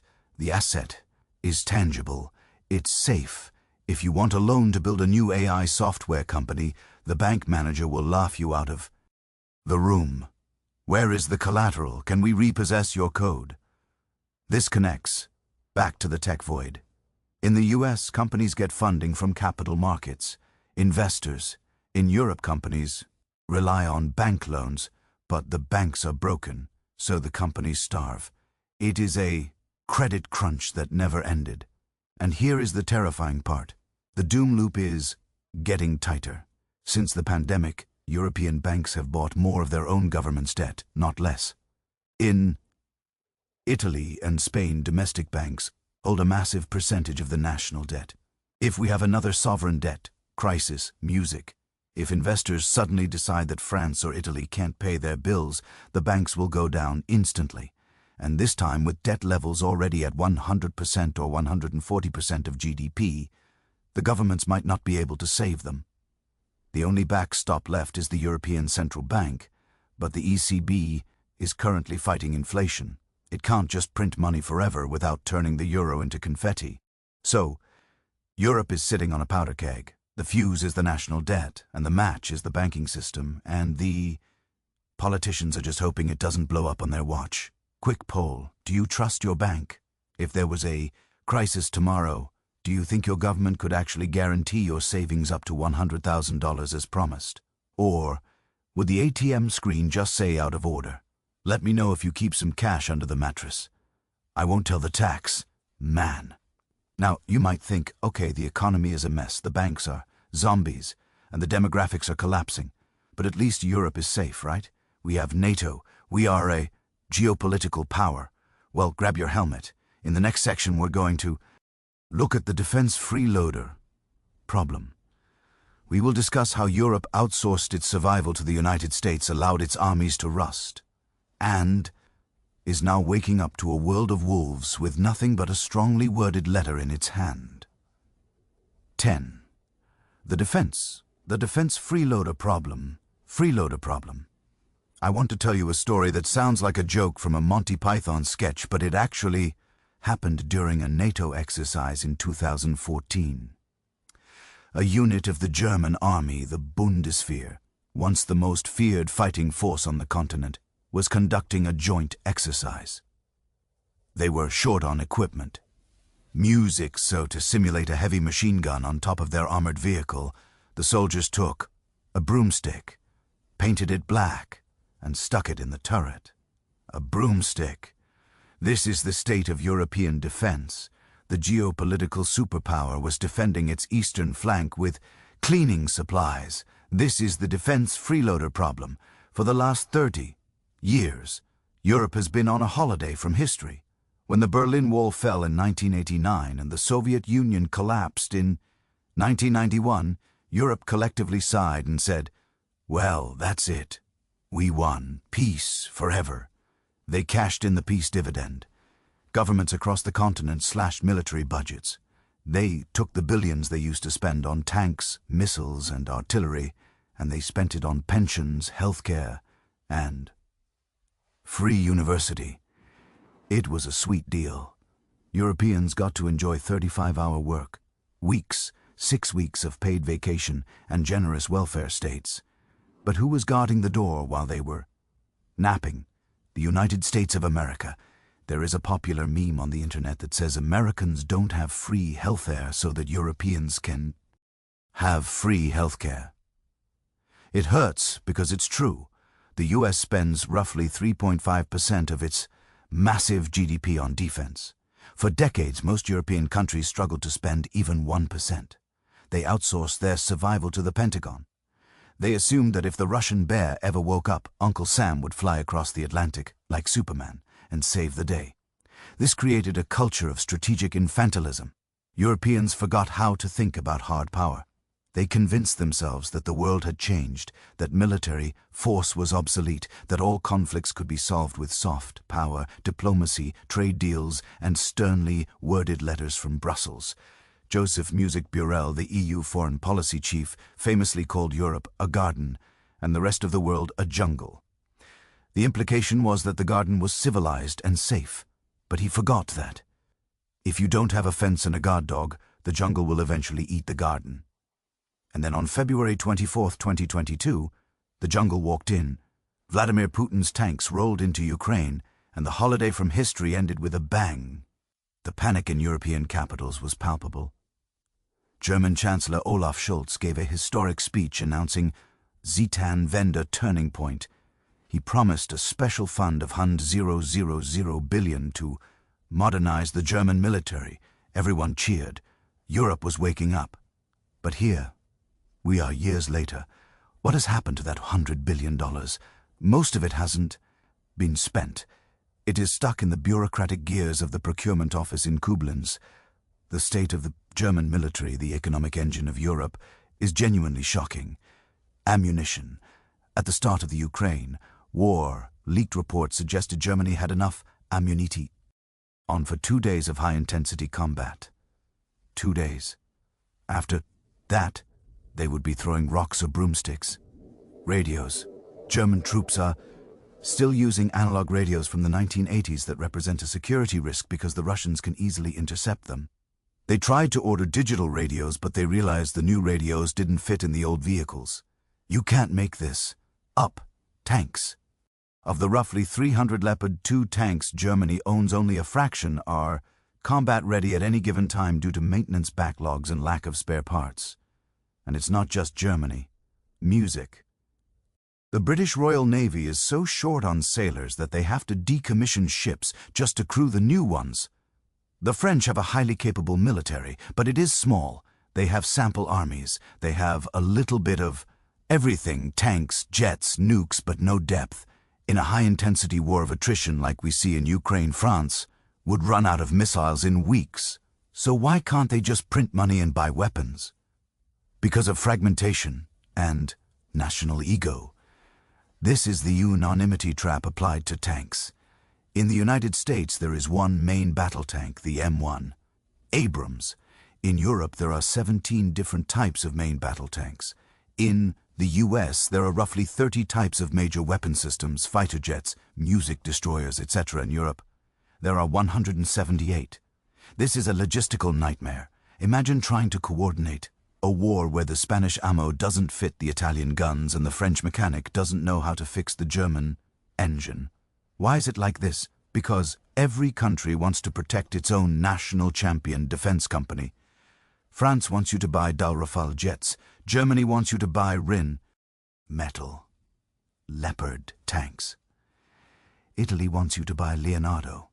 So instead of pooling their resources to build one amazing European tank or one amazing European drone, they build 3 mediocre ones that are incompatible with each other. They value jobs in my district over ability to win a war. And when they do try to collaborate, it's a disaster. Look at the FCAS Future Combat Air System. It's supposed to be the 6th generation fighter jet built by France, Germany, and Spain. It is currently stuck in hell. France and Germany are fighting over who gets the patents, who gets the jobs, and who is in charge. By the time they finish arguing, the US will probably have already deployed the 7th generation, and China will have cloned it. This leaves Europe with no choice but to buy American.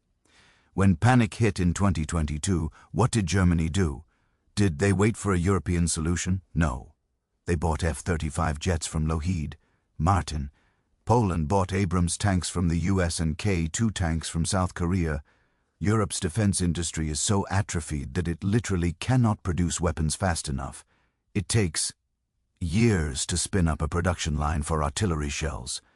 The factories were closed, the skilled welders retired, and this leads to the ultimate anxiety that Europe has no plan B. If the US president wakes up one morning and decides, you know what? I'm tired of paying for Europe's defense. I'm pulling the troops home. Europe is defenseless. There is no European army. There is no EU nuclear umbrella. France has nukes, but they have never explicitly said they would use them to defend Estonia or Poland. Europe is a 450 million person economic bloc that is effectively a protectorate of the United States. This creates a weird psychological complex. Europeans often look down on Americans as gun-obsessed cowboys. They criticize US foreign policy constantly, but deep down they know that their entire way of life, their safety, their democracy, their ability to sip espresso and a piazza depends on those cowboys keeping the wolves at bay. It is a relationship of resentment and dependency. And right now the US is looking at the Pacific. America cares about China. That is the peer competitor. Europe is becoming a strategic distraction, a museum that needs guarding. The US is gently and sometimes not so gently telling Europe, grow up, buy your own guns, we are busy. But Europe is finding that growing up is expensive and politically unpopular. If you want to reach 2% or 3% of GDP on defense, you have to cut something else.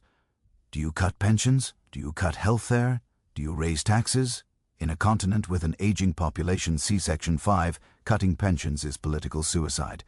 So, the leaders make grand speeches about strategic autonomy. But the budgets don't match the rhetoric.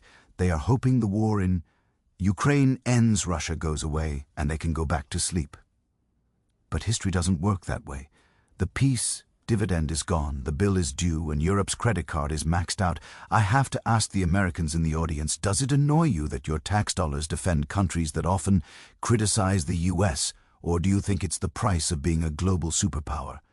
And for the Europeans, would you support cutting your healthcare budget to buy more tanks? Let's start a fight in the comments. So, we have a defenseless continent, an economic stagnation, and a demographic CR, ISIS. But surely the politicians are working together to solve this. Surely they are united in the face of these existential threats, huh? In the next section, we're going to dive into the migration political paralysis. We will look at the issue that is arguably doing more to tear the Union apart than any economic statistic, the inability to agree on who gets to enter the garden. 11. The migration political paralysis. Political paralysis. I want you to picture an island. It's a tiny speck of rock in the Mediterranean, closer to Africa than it is to Rome. It has beautiful beaches, crystal clear water, and a population of about 6,000 fishermen and hotel owners. Its name is Lampedusa. In September 2023, in the span of just 48 hours, roughly 7,000 migrants arrived on this island on rickety wooden boats. The number of new arrivals was larger than the entire population of the island. The reception center, built for 400 people, was overflowing. People were sleeping on the streets. The local mayor declared a state of emergency. This wasn't a natural disaster, it was a failure of policy. It was the physical manifestation of the migration political paralysis. If the euro is the economic fault line of the union, migration is the emotional one. It is the issue that wins elections, topples governments, and makes civilized nations put up razor-wire fences in the middle of fields. The tragedy of European migration policy is that it is stuck in a permanent state of crisis management because the member states fundamentally disagree on what the union is for. Is the EU a humanitarian superpower that welcomes the wretched of the earth? Or is it a fortress designed to protect the cultural heritage and living standards of its citizens? Because it cannot answer this question, it fails at both. Let's go back to 2015. The Syrian civil war is raging.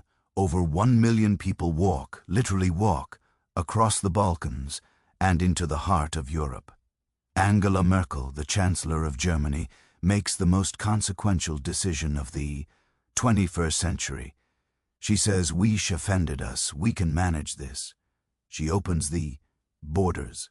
It was a moment of immense humanitarian grace. It was also a political earthquake. While the international press cheered, the internal machinery of Europe broke. The Dublin regulation, the rule that says a migrant must claim asylum in the first EU country they enter, collapsed. Music under the Dublin rules, Italy and Greece are supposed to process everyone. But Italy and Greece said, "We're drowning. We can't handle this." So they just stopped fingerprinting people and let them take the train north to Germany and Sweden. This created a massive rift between the East and the West. Countries like Poland, Hungary, and Slovakia looked at the chaos in Germany, the crowded gyms, the sudden strain on social services, the spike in crime headlines, and said, "No, we're not doing this." When Brussels tried to impose mandatory quotas, telling Hungary they had to take 2,000 migrants to share the burden, Viktor Orban essentially told Brussels to go to hell. He built a fence. He defied the EU courts, and his popularity at home skyrocketed. This is the political paralysis. To fix the migration system, you need a common agreement on asylum rules. Music, but you can't get an agreement because the issue is too toxic. The West, Germany, France wants solidarity. Everyone takes some migrants. The East, Poland, Hungary wants security. Nobody enters. The South, Italy, Greece just wants the music boats to stop or the money to flow. So instead of a solution, we get Fortress Europe. Since they can't agree on how to distribute the people who arrive, the only thing they can agree on is trying to stop them from arriving in the first place. This has turned the EU, the champion of human rights, into an entity that pays dictators to act as its bouncer. EU signed a deal with Turkey, giving Erdogan billions to keep Syrians in Turkey. They signed a deal with Tunisia. They signed a deal with militias in Libya. Basically, Europe says, "Here is a bag of cash. Please keep these people away from our cameras. We don't care how you do it. Just don't let them cross the sea. It is a moral stain." We have reports of Libyan coast guards funded by the EU dragging people back to detention centers where torture is rampant. But European leaders accept it because the alternative, open borders, is political suicide. And this brings us to the integration failure. The problem isn't just the arrival, it's what happens next. Europe has struggled profoundly to integrate non-European immigrants. Unlike the US, which has a melting pot identity, you can become American just by believing in the idea of America. European identity is rooted in blood, soil, and history. You can live in Germany for 30 years, speak perfect German, and pay taxes, but many people will still ask you, "No, where are you really from?" This alienation creates parallel societies. Go to the banlieue suburbs of Paris like Saint-Denis, go to Molenbeek in Brussels, go to Brinkerbay in Stockholm. These neighborhoods that feel like different planets. High unemployment, high crime, and a deep sense of resentment against the state. In Molenbeek, it famously took police months to find the terrorists behind the 2015 Paris attacks, even though they were hiding in plain sight because the community did not trust the police enough to talk. The rise of the far right is directly correlated to these failures. In France, Marine Le Pen's National Rally is no longer a fringe party. It is a government in waiting. In Germany, the FD Alternative for Germany is polling ahead of the ruling parties in some states. In the Netherlands, Geert Wilders won the election. What is their number one issue? Migration. They argue that the traditional parties have lost control of the borders and that European culture is under threat, and whether you agree with them or think they are racists, you cannot deny that they are tapping into a very real fear among the electorate. The voters look at the numbers, millions of arrivals, and then look at the housing crisis, the strained healthcare systems, and the occasional horrific act of violence, and they say, stop. But here is the grand paradox we mentioned in Section 5. The economy needs them. Remember the demographic death spiral? Germany needs 400,000 workers a year. Music, they need immigrants to wipe the bottoms of the elderly and build the houses. So the business lobby is screaming, let them in. We need workers. The voters are screaming, yeah, keep them out. We want safety. The politicians are trapped in the middle. So they do the most European thing possible, hypocrisy. They talk tough on borders to please the voters. We will deport illegal migrants, while quietly issuing work visas or turning a blind eye to the black market labor that keeps the agricultural sector running to please the businesses. In Italy, Prime Minister George Meloni was elected on a hardline naval blockade promise. Once in power, did she stop migration? No, she actually increased the quota for foreign workers because Italian factories were begging for staff. It is a schizophrenic policy, and the result is a system that pleases no one. The migrants suffer because they are forced into the hands of smugglers and risk drowning in the Mediterranean. The citizens suffer because the system feels chaotic and lawless. The businesses suffer because they can't get legally processed workers fast enough. And the Schengen area, the zone of passport-free travel that allows you to drive from Portugal to Poland without stopping, is dying. Germany has reintroduced border checks with Poland and Austria. France checks trains coming from Italy. The walls are going back up inside Europe because the external wall is leaking. If Schengen falls, the single market takes a massive hit. Trucks waiting at borders means higher cost for your groceries. The paralysis is total. The EU recently passed a migration pact after years of arguing. It claims to fix everything by creating fast-track border procedures and solidarity mechanisms. But most experts agree it's just more papering over the cracks. It assumes that countries will voluntarily take migrants or pay into a fund. It assumes that rejected asylum seekers can be easily deported, which is almost impossible if their home country refuses to take them back. Music. It is a bureaucratic fantasy designed to get the current leaders through the next election cycle. Meanwhile, in the Sahel region of Africa just south of the Sahara, instability and climate change are pushing more people north. The numbers we saw in 2015 might be a dress rehearsal for what happens when a continent of 1.5 billion people. Africa faces a climate crisis next door to a shrinking wealthy continent. Europe has built a very nice house with an unlocked door, and the family inside is arguing about who should do the dishes while the lawn is catching fire. This is the most controversial topic in Europe. So, let's handle it with respect in the comments. But I want to know, do you think a country has a moral obligation to accept refugees, even if it changes the culture? Or is the government's only duty to its own citizens? There is no easy answer. But I want to hear yours. So the borders are a mess, the people are angry, and the workforce is shrinking. But at least the government is stepping in to save the industries we do have, right? Well, That depends on your definition of save. In the next section, we're going to talk about addicted to state subsidies. We will look at how Europe keeps dying. Companies on life support, turning the economy into a graveyard of national champions that are too sick to compete, but too politically important to die. Music addicted to state subsidies. Addicted to state subsidies. Imagine you're running a marathon. You're fit. You trained hard. And you bought the best running shoes. You are ready to win. But just as the starting gun fires, music, the race organizers drive up in a golf cart, pick up the guy next to you who is smoking a cigarette and eating a cheeseburger, music, and drive him 20 meters down the road. They drop him off right near the finish line. You scream, that's cheating. The organizers shrug and say, no, that's industrial policy. We couldn't let him lose. He's a national champion. Welcome to the European economy, where the winners are often picked by politicians, not by the market. This is the addiction to state subsidies, and it is turning Europe into a graveyard of zombie companies, businesses that are too sick to compete, but too politically connected to die. For decades, the European Union had one golden rule that actually worked: the ban on state aid. The deal was simple. The French government couldn't just give €1 billion to Peugeot, and the German government couldn't just write a check to Siemens, because that would be unfair to a car maker in Italy or a factory in Poland who didn't get a check. It was the bedrock of fair competition.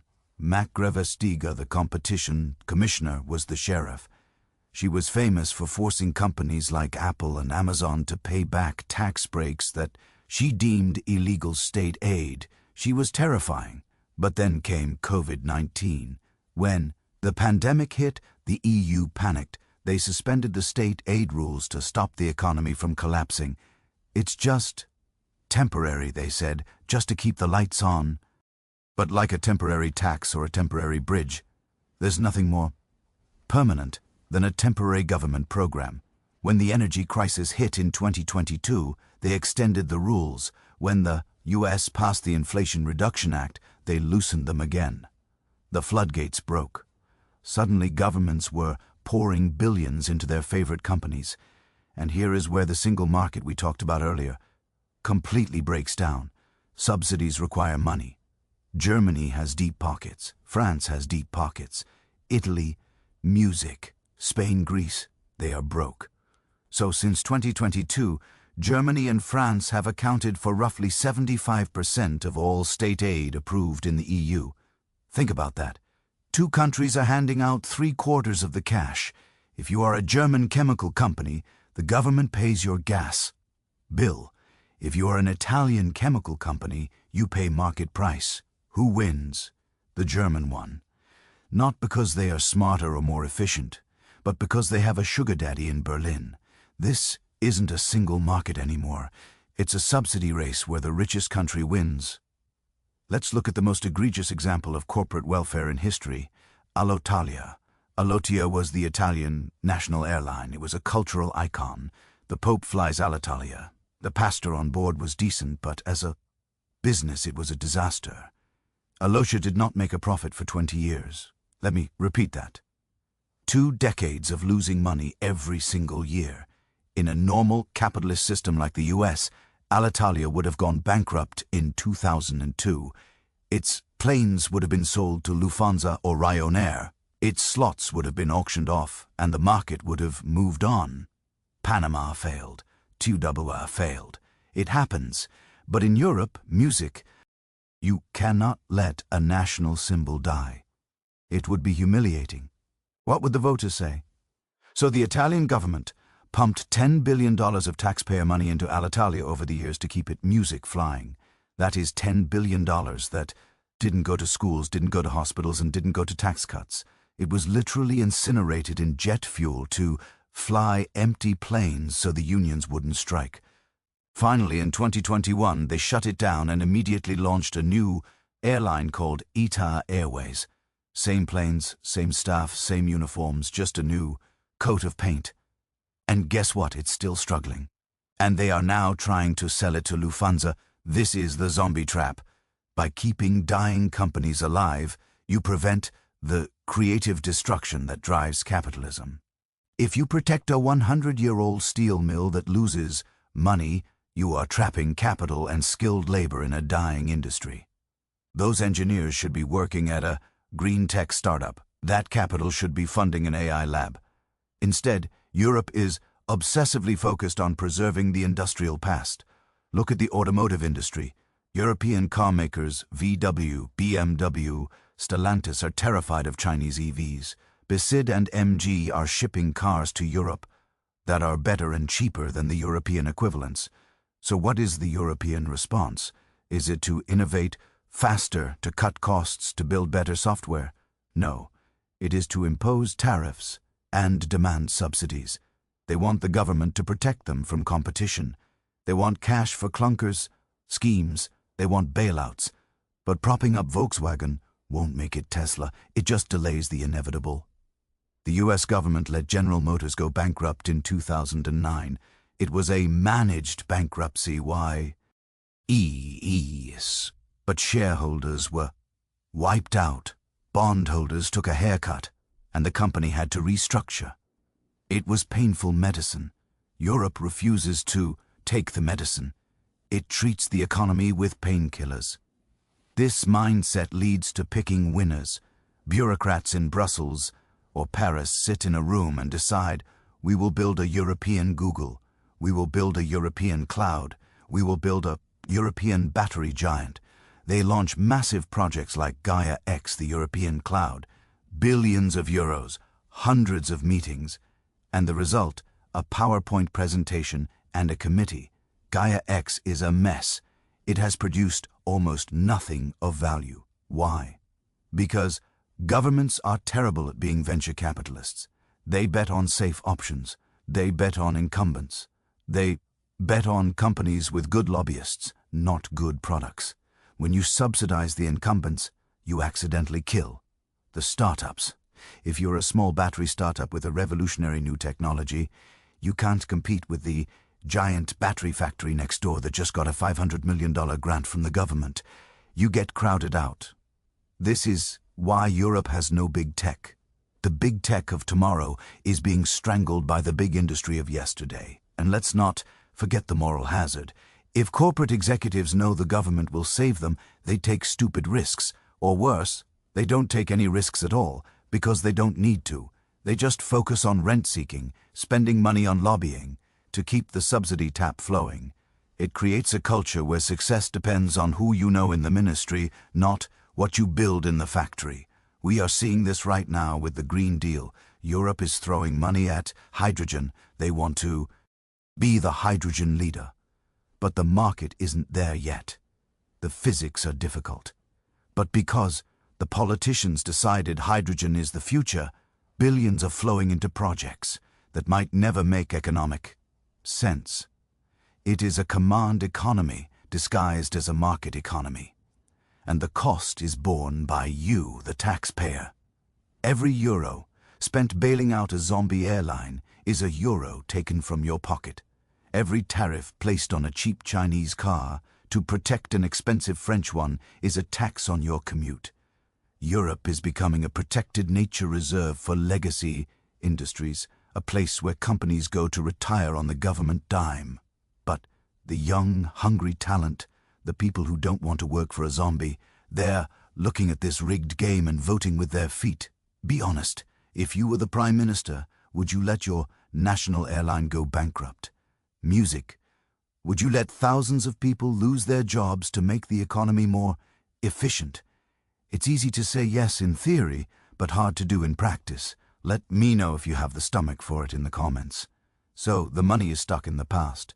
The regulations are suffocating. The taxes are high. If you are a brilliant young scientist, a top-tier engineer, or a visionary entrepreneur, why would you stay? In the next section, we are going to follow the talent. We're going to explore the accelerationist brain drain and why the smartest people in Europe are booking one-way tickets to the United States. 13. The accelerationist brain drain. The accelerationist brain drain. Want to introduce you to a guy named Patrick. Patrick grew up in rural Ireland. He was a brilliant coder, music. He won the Young Scientist of the Year award. D. He was exactly the kind of person the European Union claims it wants to nurture, a homegrown genius. So what did Patrick do? Did he start a tech giant in Dublin? Did he build the future of finance in Frankfurt? No. He bought a plane ticket to San Francisco, founded Stripe, and became one of the youngest billionaires in history. Patrick Collison and his brother John is the poster child for the accelerationist brain drain. It is the most painful export Europe has. We export our IQ. We spend music billions of euros of taxpayer money educating these kids. We give them free healthcare, subsidized university degrees, and safe neighborhoods to grow up in. We invest in them for 22 music years, and then just as they are about to become productive, just as they are about to start companies, pay taxes, and invent the future, they leave. We hand-wrap this human capital and ship it to the United States free of charge. It is the largest transfer of wealth from Europe to America, and it doesn't show up on any trade balance sheet. Why are they leaving? The politicians will tell you it's about lifestyle or culture. They are lying. It is about ambition and math. Let's talk about the math first. If you are a top-tier AI engineer graduating from a university in Paris or Munich today, your starting salary might be $55,000 to $65,000. That's a decent living. You can buy nice wine and rent a small apartment. If you take that exact same skill set to Silicon Valley, your starting compensation package, salary plus stock, music, is likely $250,000 to $300,000. That is not a gap. That is a different universe. Even when you adjust for the cost of living, yes, rent in San Francisco is insane. ND healthcare, yes, the US system is expensive. The difference is still life-changing. In the US, you can become a millionaire in your 30s just by being a good engineer. In Europe, you become comfortable. But for the smartest people, the 10 times engineers, money is often secondary. They care about impact. This is the accelerationist part. If you want to build a rocket to Mars, you go to SpaceX. If you want to build the most advanced LLM large language model, you go to OpenAI or Anthropic. If you want to cure cancer with mRNA, you might start in Germany like Bitech, but you will likely need US capital to scale. The US acts as a particle accelerator for talent. You enter the machine and you are smashed together with other brilliant people, unlimited capital, and a culture that says yes. Europe acts as a speed bump. I spoke to a researcher recently who left a prestigious European university for a lab in Boston. I asked him why. He said, "In Europe I spent 40% of my time writing grant applications to the EU Commission, trying to justify why my research fits into Horizon 2020 Pillar 3 social goals. In the US, I spend 90% of my time in the lab. Europe has bureaucratized curiosity. We have turned our scientists into paper pushers.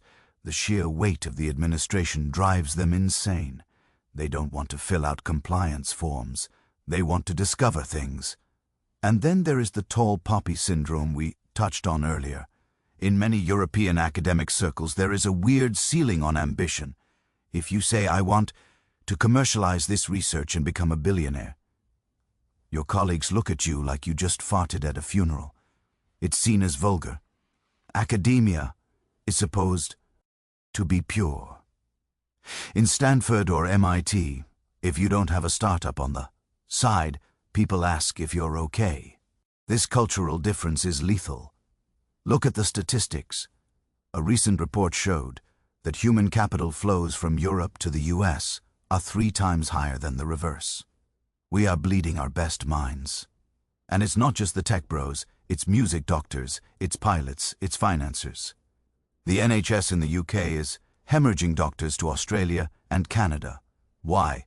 Better pay, better hours, better weather. German pilots are going to the Middle East. This creates a demographic negative feedback loop. Remember the aging population. Who is going to pay the taxes to support the millions of retirees? The high earners. But if the high earners leave, the tax burden falls on the middle class. So the middle class gets squeezed. So they try to leave too. And eventually you are left with a population of retirees and people who aren't mobile enough to leave. It's a recipe for a slow, comfortable decline. The EU tries to fix this with, you guessed it, more programs.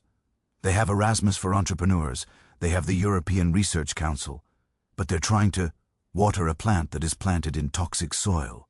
You can pour as much water, music money as you want, but if the soil, the regulatory and tax environment is bad, the plant won't grow. Let's look at the employee stock options again, because this is the specific mechanism that kills European startups. In the US, you join a startup, you get equity. If the company hits it big, you get rich. This aligns everyone's incentives. The receptionist at Google became a millionaire in Germany. Until very recently, you were taxed on stock options when you received them based on a theoretical value, even if you couldn't sell them yet. Imagine paying tax on paper money that might be worth 0 in a year. It was insane.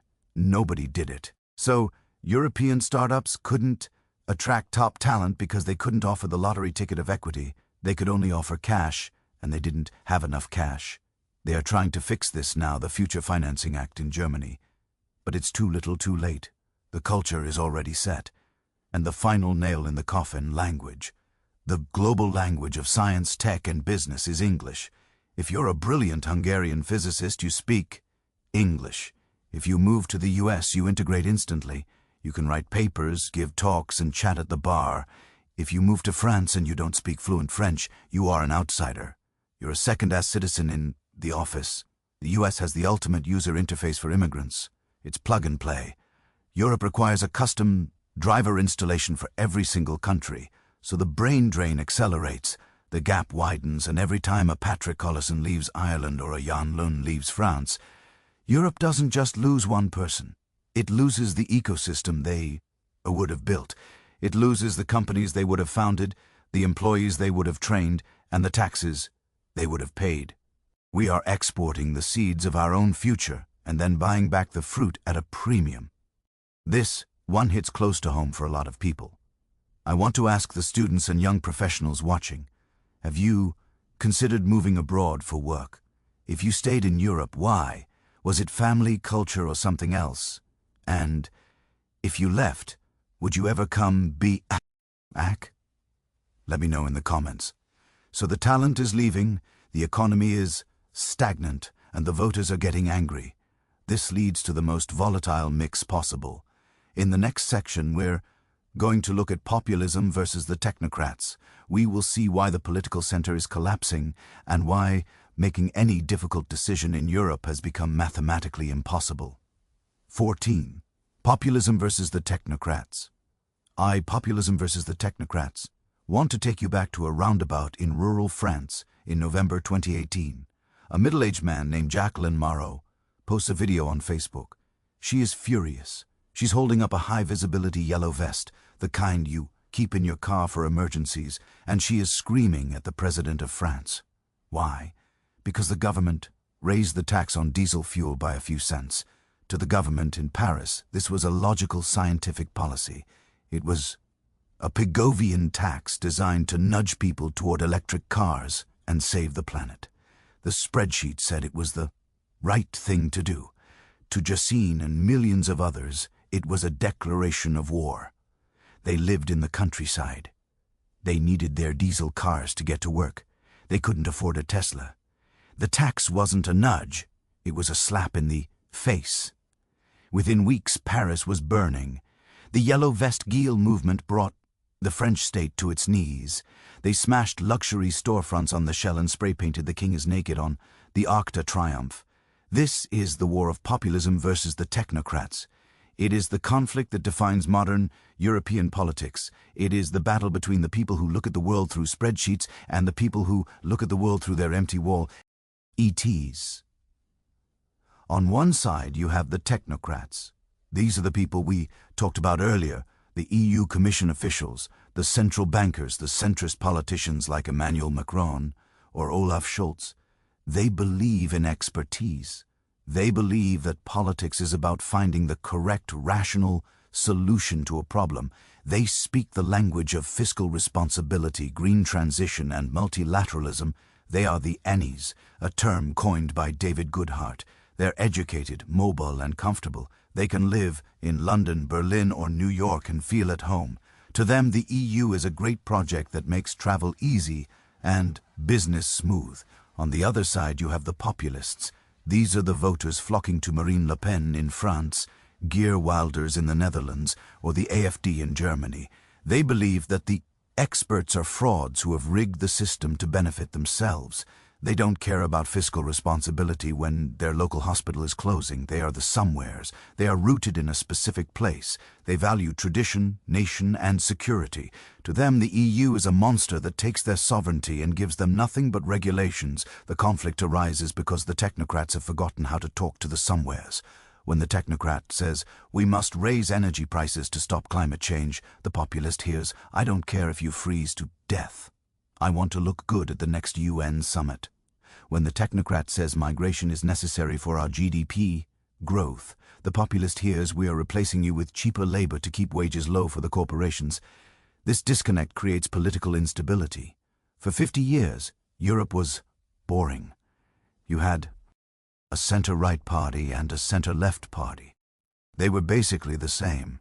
They swapped power every few years, and nothing really changed. It was stable. That world is dead. We are witnessing pacification named after the Greek Socialist Party PERS, which went from ruling the country to basically 0 votes in a few years. The center is collapsing. The voters are fleeing to the extremes. Look at the Netherlands. In 2023, a brand new party, the Triple B Farmer Citizen Movement, swept the provincial elections. Who were they? They were angry farmers. The Dutch government technocrats had decided to slash nitrogen emissions to meet EU environmental targets. This meant forcing farmers to sell their land or kill their cows. The farmers said no. They drove thousands of tractors onto the highways. They blocked music distribution centers and the voters backed them. Why? Because the voters saw the technocrats attacking the very people who put food on the table. Music, this leads to fragmentation. European parliaments are becoming ungovernable. In the old days, you needed 2 parties to form a coalition. Now in the Netherlands or Belgium or Germany, you need 3, 4, or even 7 parties to get a majority. Look at Germany's traffic light coalition. Red, green, yellow. It is a disaster. The Greens want to spend money on the environment. The Liberals, FDP, want to cut spending and taxes. They spend all their time fighting each other instead of governing. The result is immobilism. No one can pass big reforms because the coalition will collapse, want to fix the pension age. The populists will burn the streets, want to reform the labor market. The unions will strike, want to cut the bud. The coalition partners will quit. So the leaders do the only thing they can, nothing. They manage the status quo. They tinker at the edges. They kick the can down the road. And this fuels the populist fire even more. The voters see that nothing is getting better. They see the trains are late, the schools are crumbling, and the prices are rising. They think democracy is broken. We need a strong man. We are seeing the rise of a liberal democracy. Viktor Orban in Hungary was the pioneer. He created a system where elections happen, but the media and courts are controlled by the ruling party. It is a hybrid regime. Now others are taking notes. Robert Fico in Slovakia, the Pierce Party in Poland. Though they recently lost, the sentiment remains. The technocrats in Brussels are terrified. They try to use rule of law mechanisms to punish these countries withholding money. But this just validates the populist narrative. See, the unelected elites in Brussels are punishing us for voting the wrong way. Music, they hate our sovereignty. It is a trap. The more Brussels tightens the screws, the more popular the anti-Brussels parties become. And the ultimate irony, the technocrats are often right on the facts. Mathematically, you do need to raise the retirement age. Scientifically, you do need to cut emissions. Economically, you do need migration. But they are politically incompetent. They have no emotional intelligence. They try to impose these things from the top down, treating voters like children who need to take their medicine. And the voters are rebelling. This makes reform a dirty word. In the 2000s, reform meant modernization. Today, reform means you are going to lose your job, pay more tax, and work until you are 75. So, Europe is stuck. The necessary changes are politically impossible. The comfortable changes are economically useless. And hovering over all of this is the ghost of the ultimate technocratic dream, the United States of Europe. The elites still believe the solution to every problem is more Europe. Banking crisis, we need a European banking union. Pandemic, we need a European health union. War, we need a European army. But the people are moving in the exact opposite direction. They want less Europe. They want borders. They want control. This fundamental clash between the federalists in the towers and the nationalists in the streets is the final lock on the cage. I want to know where you stand on the anywhere versus somewhere spectrum. Do you feel like a citizen of the world who could live happily in any major city? Or are your roots in your hometown the most important thing to you? There is no wrong answer, but the gap between these two groups is tearing our societies apart. And this leads us to the final, heartbreaking conclusion. The dream of a unified continent, the anthem of ode to joy, the blue flag with the gold stars. In the final section, we're going to talk about the Everchlor Union delusion. We will summarize why the Federalist dream is dead and what the future actually looks like for a fractured continent. 15. The ever closer Union delusion. I want you to look at the very first sentence of the Treaty of Rome, signed in 1957. It is the birth certificate of the European Union. The ever closer Union delusion states that the goal is to create an ever closer union among the peoples of Europe. Those three words, ever, key, loser, union, are the most dangerous words in European politics. They imply a destination. They imply that the EU is not a fixed state of being, but a journey, a train that only moves in one direction toward a United States of Europe. The founding fathers of the EU, Jean Monnet, Robert Schuman, had a brilliant, slightly devious plan. They knew that if they asked the French and Germans in the 1950s, "Do you want to abolish your countries and become one superstate?" the answer would have been hell no. So they adopted the method of functionalism. Music, the idea was start with something boring like coal and steel, merge those industries. Then, because you merge coal, you have to merge trade. Because you merge trade, you have to merge currency. Because you merge currency, you have to merge taxes. They believed that economic integration would inevitably automatically lead to political union. They thought they could sneak a federation past the voters through the back door of economics. For 60 years it worked. The bicycle kept moving. But today the bicycle has hit a brick wall, and the rider is still pedaling furiously, smashing his face into the bricks because he doesn't know how to stop. This is the Everchlor Union delusion. The fundamental problem, the rot at the core of everything we have discussed in this video, is that there is no European demos. Demos is the Greek word for the people. It is the root of democracy. To have a democracy, you need a people. You need a group of individuals who feel enough solidarity with each other that they are willing to be outvoted. If you are a Democrat in California and Donald Trump wins the election, you are angry. You might protest, but you generally accept that he is the president because you accept that the guy in Alabama is part of your political family. You share a language, a history, a media landscape, and a music constitution. In Europe, that solidarity does not exist. If a Greek voter is told he has to cut his pension because a German voter demands it, he doesn't think, well, that's democracy. He thinks this is foreign oppression. If a Dutch voter is told his taxes are going to build a bridge in Sicily, he doesn't feel a warm, fuzzy glow of patriotism. He feels robbed. There is no European public sphere. There is no European New York Times that everyone reads. Music, there is no European CNN that everyone watches. There is no common language. When a crisis hits, the French watch French TV and blame the Germans. The Germans read German papers and blame the Greeks. Music, the narrative, is fractured into 27 different realities. The elites in Brussels, the Federalists, refuse to accept this. They are true believers. They treat the United States of Europe as a religious destiny.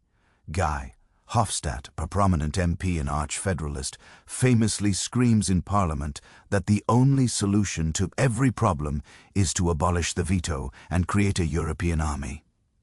But they are trying to build a skyscraper from the top down. They built the roof, the currency, and the penthouse, the Parliament, before they built the foundation, the people, and now the structure is groaning under the weight. The reality is that the nation-state is not dead. It is the most resilient political structure ever invented. People like being French. They like being Polish. They want their decisions made in Paris and Warsaw, not in a glass tower in Belgium by people they didn't elect and can't name. This leaves the EU in the halfway trap. It is too integrated to be just a trade alliance like NAFTA. It is too divided to be a state like the USA. It is stuck in the uncanny valley of sovereignty. It has a central bank but no treasury. It has a border agency, Frontex, but no border guards. It has a foreign policy chief but no army. Music, this half-built design, is the worst of both worlds. It strips national governments of the power to solve problems. They can't devalue currency. They can't control borders. But it doesn't give that power to the center effectively either. So when things go wrong, no one is in charge. It's not my fault, says the Prime Minister. It's Brussels' music fault. It's not my fault, says the EU Commission.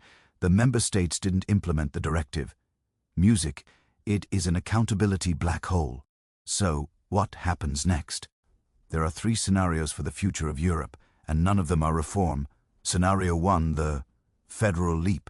The EU states realize they are too small to survive in a world of giants. US, China, India. They voluntarily dissolve their sovereignty and create a true federation. Probability near 0. The voters will not accept it. Any politician who proposes abolishing France will be guillotined at the ballot box. Scenario 2, the breakup. The tensions become too great. A net contributor, country like the Netherlands or Germany, gets sick of paying for the South. Or a sovereignist country like France under Le Pen, music, decides to leave. Fexit, Dexit, the euro collapses. Probability, low but rising. Brexit showed it's possible, but it also showed it's painful. The cost of unwin. The spaghetti bowl of integration is terrifying. Scenario 3, the slow fade, the Venice scenario. This is the most likely. The EU doesn't explode. It doesn't reform. It just stagnates. It becomes a giant open-air museum. It remains rich, comfortable, and safe for a long time. The food will be great. The tourists will keep coming, but the relevance will fade. The power will shift to the Pacific. The innovation will happen elsewhere. The population will shrink. Europe will become to the world what Venice is to Europe today. A beautiful, expensive place where people go to look at the past, but not a place where the future is made. The ever-closer union wasn't a lie. Music, it was a dream, a beautiful dream born from the ashes of the deadliest war in human history. It was a noble attempt to transcend human tribalism. But you cannot legislate tribalism away. You cannot regulate a demos into existence. The tragedy of Europe is that it built a machine designed for a world that no longer exists. A world of static diplomacy and slow trade. In the world of AI, hypersonic missiles and demographic collapse, the machine is seizing up, and the captain is still pressing the emergency repair button, waiting for a unanimity that will never come. Final thoughts. So where does final thoughts that leave us? If you've watched this far, you might think I hate Europe. You might think I'm an American triumphalist or a Eurosceptic doomer. The truth is the opposite. I love Europe. I love the history, the culture, the diversity, the way of life. I want Europe to succeed. The world needs a strong Europe. We need a third pillar of Western democracy to balance the chaos. But true love means telling the truth. And the truth is that The European project is sleepwalking into oblivion. We have covered the unanimity trap that paralyzes decisions, the economic divorce between North and South, the bureaucratic labyrinth that kills innovation, the demographic death, spiral music that empties the cradles, the defense freeloader mindset that leaves the continent exposed. These aren't just challenges, music, they are structural failures. The warning lights are flashing red on the dashboard, but the passengers are arguing about the radio station. Can Europe turn it around? History teaches us that Europe is often at its best when it is backed into a corner. The Renaissance came after the plague. The EU itself rose from the ruins of WSUS2. But to fix a problem, you first have to admit you have one. Music, you have to admit that you can't regulate your way to growth. You have to admit that you can't defend yourself with soft power. You have to admit that you can't have a currency union without a fiscal union. Until European leaders, music and European voters are willing to have that brutal, honest conversation, the drift will continue. The sun is setting on the old continent. It will be a beautiful sunset full of golden light and long shadows. But make no mistake, the night is coming. If you found this deep dive valuable, if it scared you, angered you, or just made you think, then I've done my job. This channel is dedicated to exploring the hard truths of economics and geopolitics that the mainstream news often glosses over. Here is what you can do. Hit that subscribe button. It helps me convince the algorithm that longed-for, intelligent content still has a place on YouTube. Leave a comment. I want to hear your perspective. Music, are you optimistic about Europe's future? Do you think I missed something?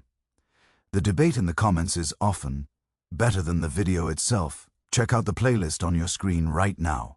I have a video on the collapse of China's demographics and another on the US debt time bomb. Thanks for watching. Thanks for thinking. And I'll see you in the next